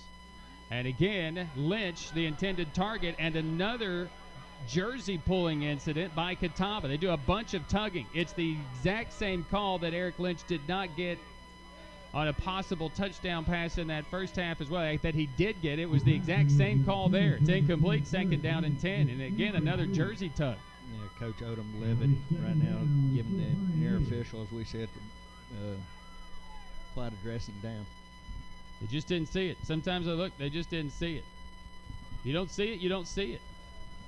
Just the issue, you know. It's 2nd down and 10. 9:07 to play here in the football game.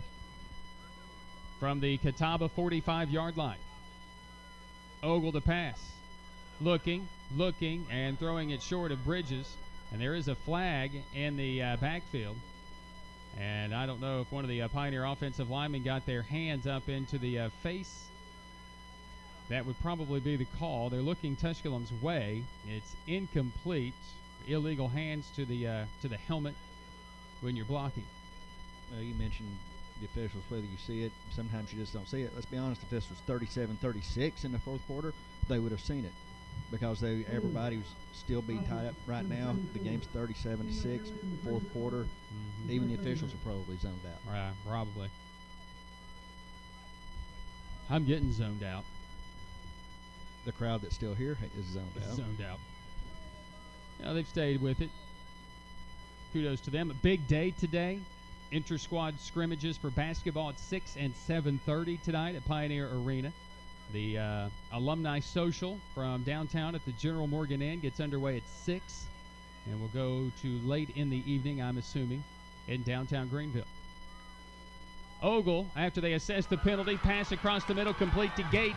Gates at the 30, 25-20, and ripped to the turf at the 20, make that the 18-yard line. 1st and 10 for the Pioneers on one of their biggest offensive plays of the game. Most definitely biggest offensive play, most exciting offensive play, perhaps.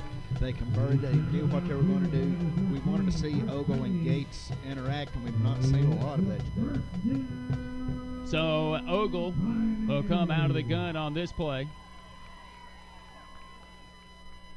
Get the snap, looking to the end zone, little back shoulder throw, and I think it's going to be one out of the air by Rodnell Cruel. It is. Touchdown Pioneers.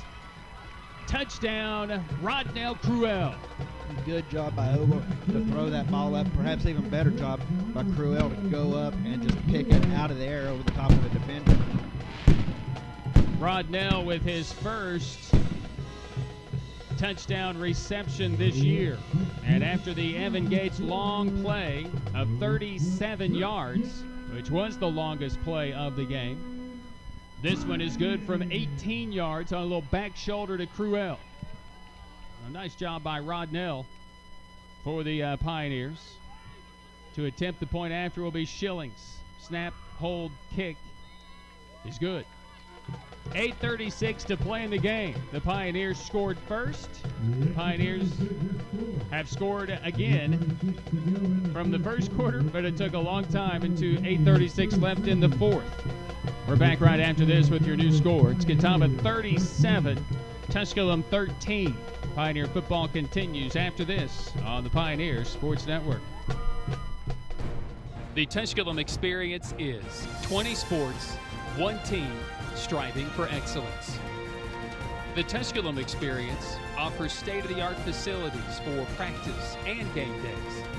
If you seek a championship atmosphere, the Tusculum Experience is for you. Visit online through TusculumPioneers.com. Call 423-636-7300 to discover the Pioneer Experience for yourself. These are some of the best times of your life. Marathon, Does it feel quick stops, week 30 seconds? I feel confident he'd have it on at Ohio State. Once again, Joe Bird and the voice of the Pioneers, Brian Staten. So 8:36 to play here in this football game, and the Pioneers get on the board. Tusculum goes 9 plays, 73 yards, 4:27 off the clock. Your Terry's Flooring scoring recap. They'll send Green deep. He'll stand at the 20 as Catawba is expecting them with an onside kick, and Schillings will put this one into the end zone. So the touchback will give Catawba the ball at the 25, leading 37-13. Not only did they double our offensive stats, or double our scoring, we have also doubled basically our offensive stats in the football game. And the passing game good for Alex Ogle. He gets yet another touchdown. He's just 11 of 26 today, 190 yards, the 2 touchdowns. He's been sacked on 5 different occasions. The long play of 45 yards in the football game. That was to Keandre Banks. I remember that now. That was so long ago. He's giving Gage credit for the longest offensive play of the game. That's obviously not the case. Here will be Smart. He'll carry it, leap into the air, and lose all his momentum. And Woodson will be one of the first to hit him at that defensive line spot, along with Josh Forrest, who we haven't called a whole lot today. Josh Forrest quietly having a very nice season for the Pioneers. Brian, on the scoreboard, Carson Newman has found themselves behind North Greenville. North Greenville scored to make it 17-14 for the Crusaders. That's with 8:37 remaining in the third quarter. Second down and 10 for Catawba. 3 wideouts to the near side.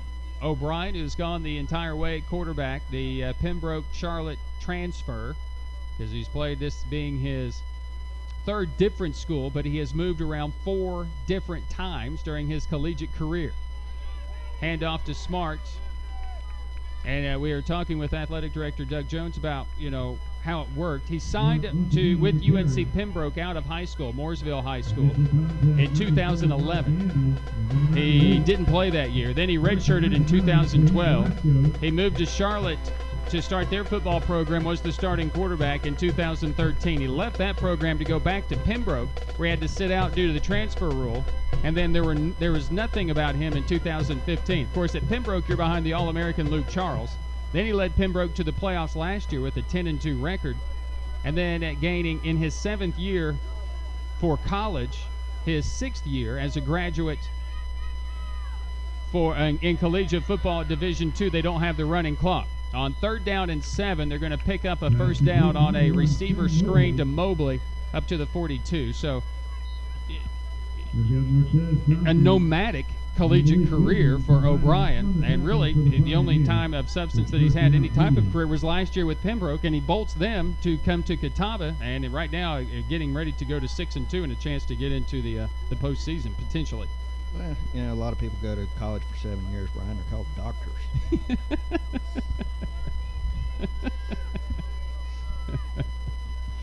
He just moved around. He had to wait. When he was moving around and transferring to different places. But that last year, as a graduate, you can move and go anywhere, I guess, and have that clean year.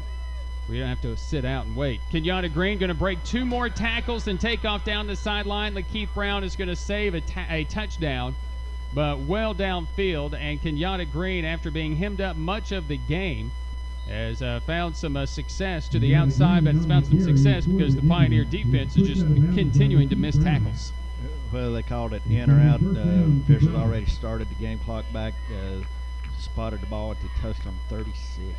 So with under 6 minutes to play now in the game, a Catawba team that, again, a lot of the plays are going to be very similar as far as the amount of plays that have been snapped for both of these teams. Tusculum, again, can't get off the field on 3rd down today. Catawba's done a great job converting 44% of the time, and Green doing things just like that.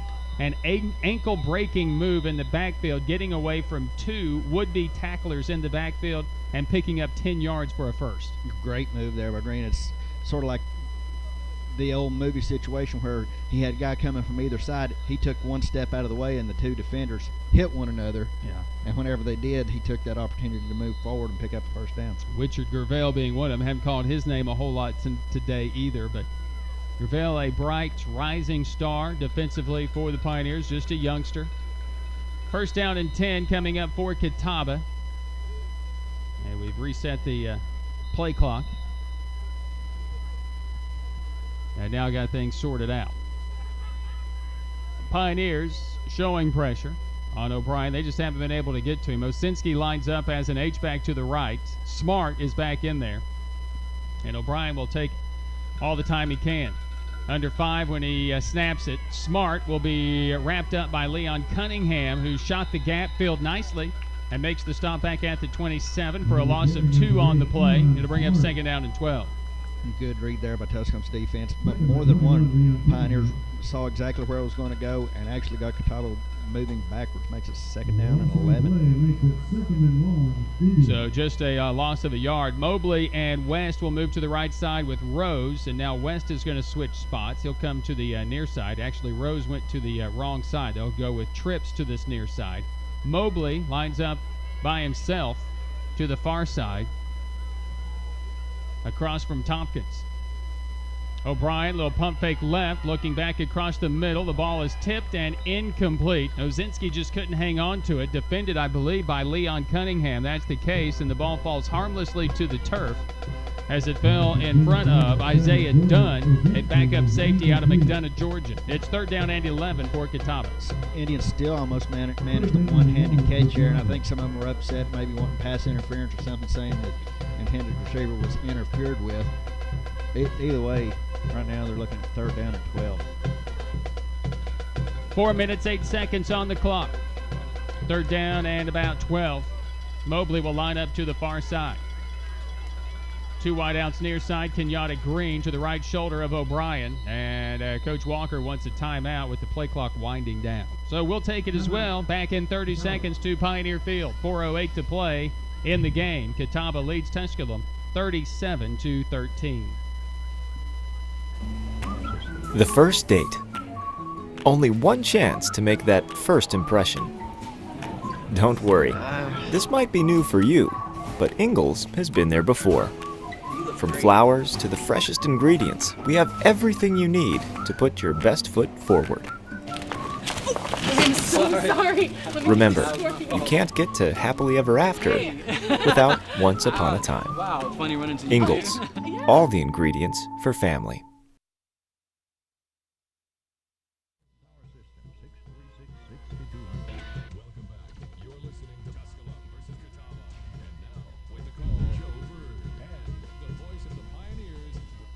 Next week, the Tusculum Pioneers travel down the road, US 11E, for the Battle of US 11E, the great rivalry, Tusculum and Carson Newman. Tusculum getting the win last year against the Eagles and Coach Ken Sparks last year, who passed away earlier this year, 2017 in February. So it'll be odd and eerie going back to Berktar Stadium without Coach Ken Sparks. And for this Pioneer team, it'll be even eerier if they go there and don't get some things resolved, obviously, offensively. Yeah, absolutely. Got a lot of work this week to do to get ready to go down and face the Eagles. 3rd down and 12 coming up for Catawba. Out of their timeout, roll the pocket to the far side. Little pump fake. O'Brien throws back to Keon West inside the 20 at about the 18-yard line, which would be shy by about 2 yards of the first down. So what does Coach Walker do? He's obviously throwing the ball, so he may send his kick team out here with 3:51 to play. He will. So Brackman will be attempting from about 35 yards. You know, I think in this situation, normally you would frown on a team sending out a kicker because kickers are good at this level mostly, and it's going to be automatic points. You'd think they're running up the score. But they haven't kicked a whole lot, so they're probably just trying to get this guy some game practice. 5 of 7 coming into today's. Kicked a bunch today. But the Pioneers are going to ask for a timeout. Burn their final timeout with 3:31 to play. So we'll take it again. Back in 30 seconds here to Pioneer Field. Catawba leads Tusculum by 24. The Tusculum Experience is 20 sports, one team, striving for excellence. The Tusculum Experience offers state-of-the-art facilities for practice and game days. If you seek a championship atmosphere, the Tusculum Experience is for you. Visit online through TusculumPioneers.com. Call 423-636-7300 to discover the Pioneer Experience for yourself.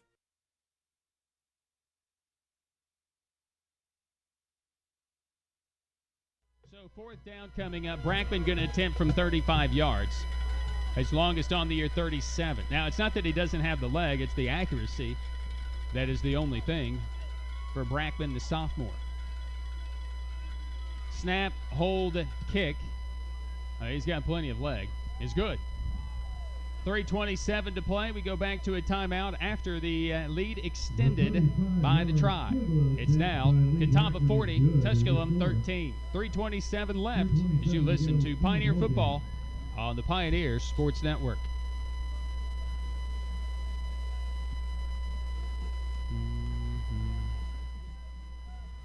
All right, Popsy.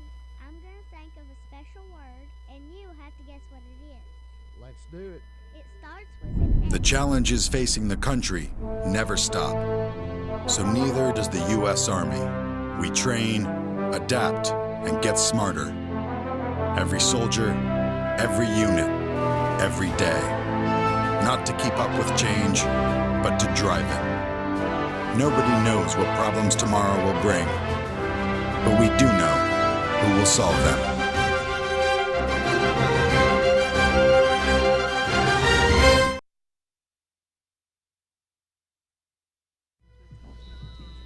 Figure the commercial will be more exciting. Nobody's ever heard that. Yeah. At Hometown Realty of Greenville, we offer professional, knowledgeable sales agents with a heart for the business of people and homes. Stop by our office at 514 Tusculum Boulevard or give us a call at 639-2345 because every house is someone's home. You're listening to Tusculum versus Catawba. Once again, Joe Bird and the voice of the Pioneer. Boyd from the goal line will take it out across the 25 to the 27-yard line and fumble it. Catawba will have it on the recovery as Boyd was trying to break a tackle. Stripped of the football. It happened to him against Limestone, and it will happen here against Catawba. And the Tusculum Pioneers will turn it over. 1st and 10, the third fumble of the game by the Pioneers. Well, you don't necessarily want to look at it this way, but trying to find something on the bright side. Against Limestone, that turnover played an impact in that game. Today, not so much. Yeah. Last scoring drive for Catawba, 9 plays, 57 yards, 5 minutes and 9 seconds off the clock. They'll have the football back again, and they have it at the Pioneer 26-yard line. So the snowball has just really kind of hurt this Pioneer football team from midway through the first quarter, and it continues to affect them. Smart will get the handoff, and again, he's had a solid football game. Iman Smart, 22 carries, 91 yards. Kenyatta Green has 10 carries, 146 yards, and a long of 78. Big plays, explosion plays have affected the Pioneers today. Patrick O'Brien, 19 of 29, 218 yards, 2 touchdowns, a long of 38. Keon West, the top target today, 7 of 77. And again, going into the week, Jerry Odom says, if we can have 3 or 4 beat us in the passing game, we'll give ourselves a chance. We didn't account for Kenyatta Green breaking a 78-yarder, Iman Smart breaking a 31-yarder, Sam Mobley still going for 4 catches of 54 yards. 2.5 to play in the game. Smart with the handoff, and he'll take it inside the 20 down to about the 17, close to the line to gain for the first, as he'll be tripped up at the about the line of scrimmage. And after he was tripped up, he still was able to gain a couple, as Ahmad Gandy, along with Colton Strickland, tripped him up at the line of scrimmage. And right now they're looking at 3rd and less than a yard, the Indians, as we roll under 2 minutes to play here in the game. And with the first down, you would assume Coach Walker likely Tusculum out of timeouts would just go to a knee after they get the first down, but they still have to go. This Catawba team probably wants to score. The largest margin of victory in this series, 48 points. That's when Catawba won 48-0 in the school's second ever meeting. And there is the first down. And Ahmad Gandy will drive Smart down to the 10-yard line, which should, in a sense, end the football game. Just about 3 years ago, 3 meetings ago, 2014, the Pioneers had a good little run going, and then they ran into Catawba, and just something happened. 52-21. Just didn't get a lot of things figured out in that particular game in Salisbury, North Carolina, as Catawba was able to avenge the loss the Pioneers put on them in 2013, 43-25. So, but the Pioneers have picked up these random victories, but they've not managed 2 in a row against the Indians in more than a decade now. So they're going to line up and not go as if they would go down to a knee, and the Pioneers jumped off sides, I think. Or did... And that was the case. A false start going against Catawba. They're going to bring Mobley in, which can only indicate one thing. They're going to line up in the victory formation with 1:11 to play in the contest. So Catawba is going to come here and get the 15th win in the series all time. This the longest running series of any Tusculum opponent, this being the 22nd consecutive game in concession, that is. And the schedule doesn't get any easier for the Pioneers. Their three remaining teams had a 16-4 combined record, and Catawba had 2 of those 4 losses. Carson Newman has the other 2. Wingate is the unbeaten team that the Pioneers will face in the final week of the year after a week off.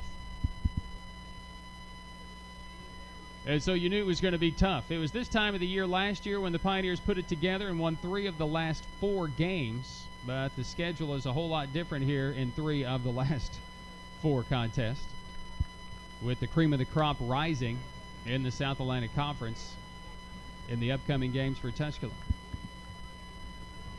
One more snap of the ball should do it for the Indians. 38 on the game clock, 9 on the play clock, but once they reset it under that 40 seconds.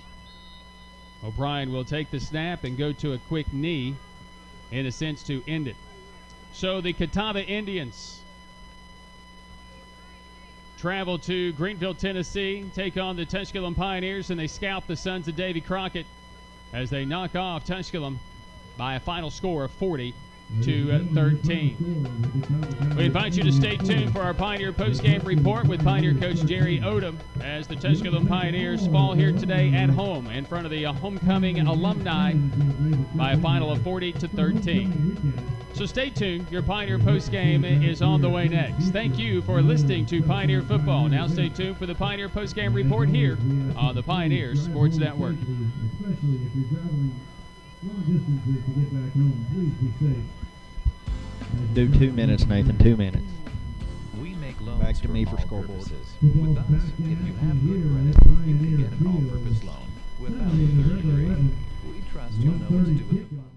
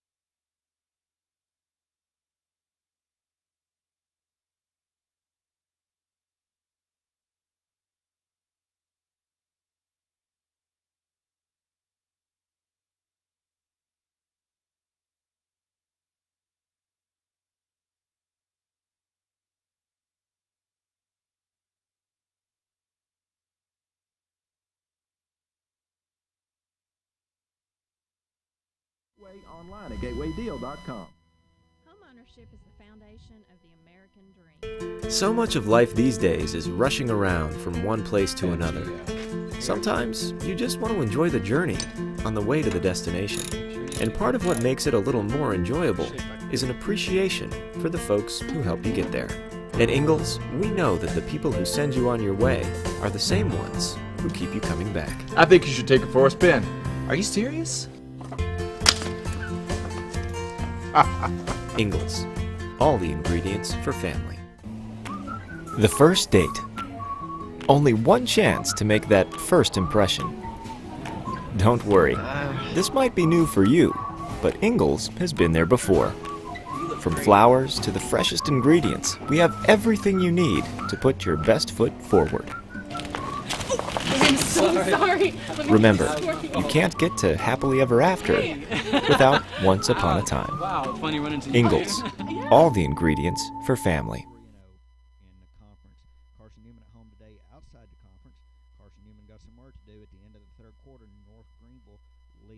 the Eagles 24-14 in Jefferson City. Taking a look here at Newberry, South Carolina, a battle for that state.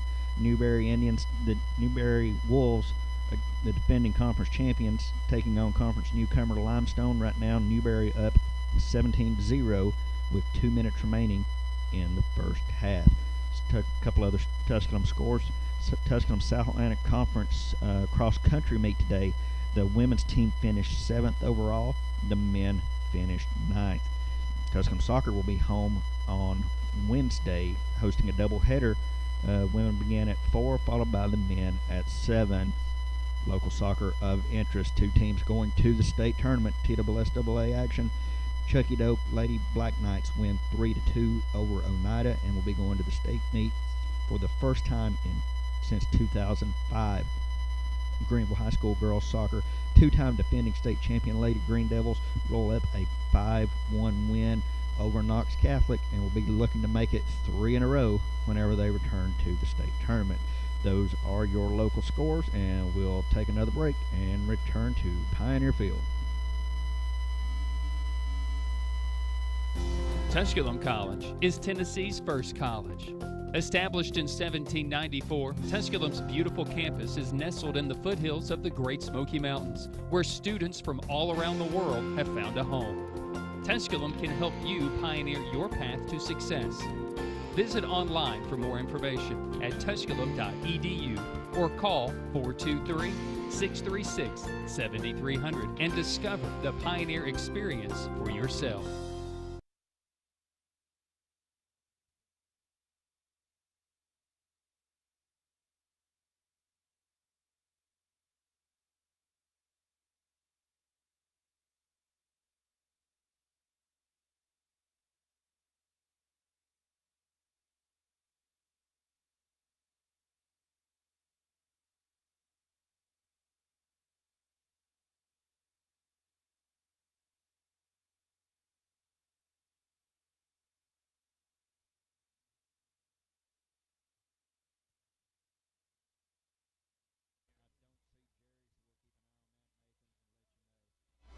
Back that thing off, Brian. It's killing us again.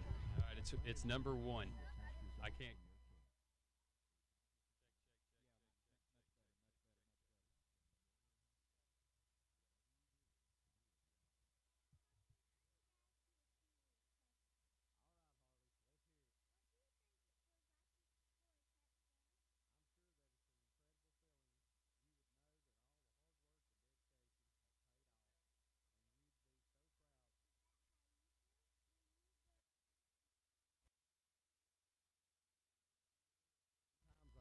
Hold myself back from doing a touchdown dance.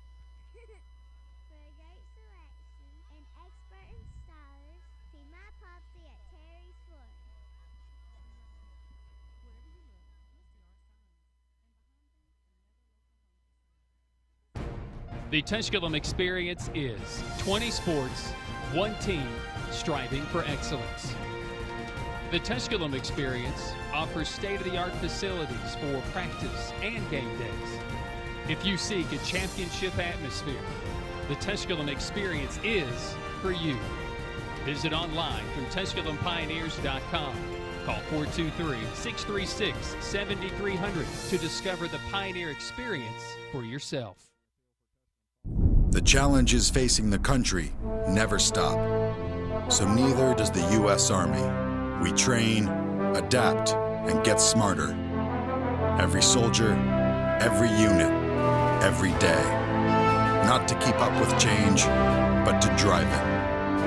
Nobody knows what problems tomorrow will bring, but we do know who will solve them.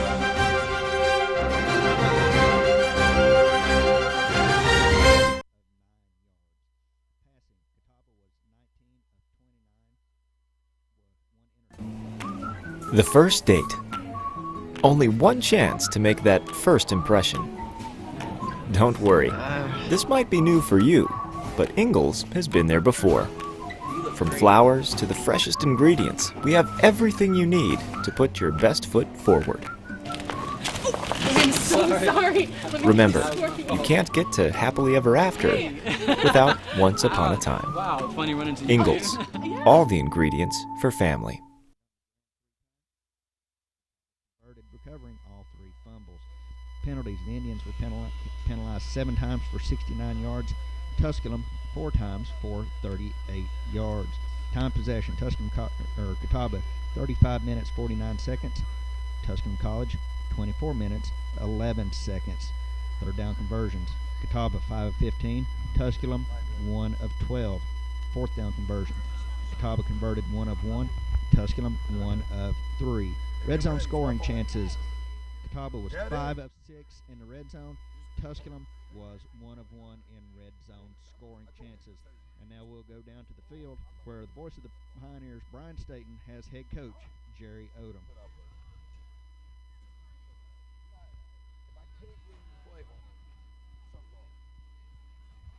And thank you, Joe. The Pioneers fall here today to the Catawba Indians, final score of 40-13. Joined by Coach Odom, who's really Pioneers came out first 6-7 minutes of the game. Things look good. Forced the turnover, get the stop, get the touchdown, and can't convert on third downs, and the turnovers really hurt us there late as well. Well, this is the first time all year we've turned the ball over like that, and you can't turn it over. And we didn't play with a flip on defense. I mean, no tackling. We thought we were playing tag today. Yeah. I mean, that's the only way I can say it. In position to make multiple plays, don't make them.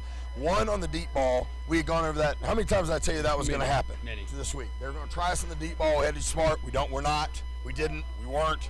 And, we just put D. Alford out there with a bad wheel and just let him play. And probably should have done that from the get-go. But it's certainly frustrating. I didn't get them ready. I apologize to Pioneer Nation. I'm embarrassed. We got beaten every phase today, and I hadn't had one of these in a while. This is like last year at Newberry, where I felt just distraught. I felt like 20-3, our guys kind of folded their tent. That's embarrassing to me because we're not a team. I didn't think we were a team that were front runners, and that's what that shows. And you can't be that. You've got to keep fighting. So it is my fault. I did not get them ready. I will take the blame 100%. And like I said, I apologize to everybody out there in Pioneer Nation that we really flubbed it up today. Well, it's maybe a week to get ready. You got Carson, you got the big rivalry, maybe something to turn around and look forward to, obviously. No, I mean, if we play like this, they'll beat our head in. Yeah. I told them that. I told these guys when we won last week, after the game, I said, we can win all 3 or we can lose all 3. We've got to prepare. We've got to do the right things, on and off the field, and we got to care about the situations that we're in. And until we get that squared away, we're going to have to go out there and play. Right. And if we come to play, it'll be a heck of a game. If we play like this, they'll beat the stew out of us, right. Coach, I'm fortunate today. Thank you so much for your time. You're welcome. That's Coach Jerry Odom. The Pioneers fall to the Catawba Indians today, final of 40-13. We'll send it back with more of our Pioneer postgame report after this. Tusculum football on the Pioneer Sports Network.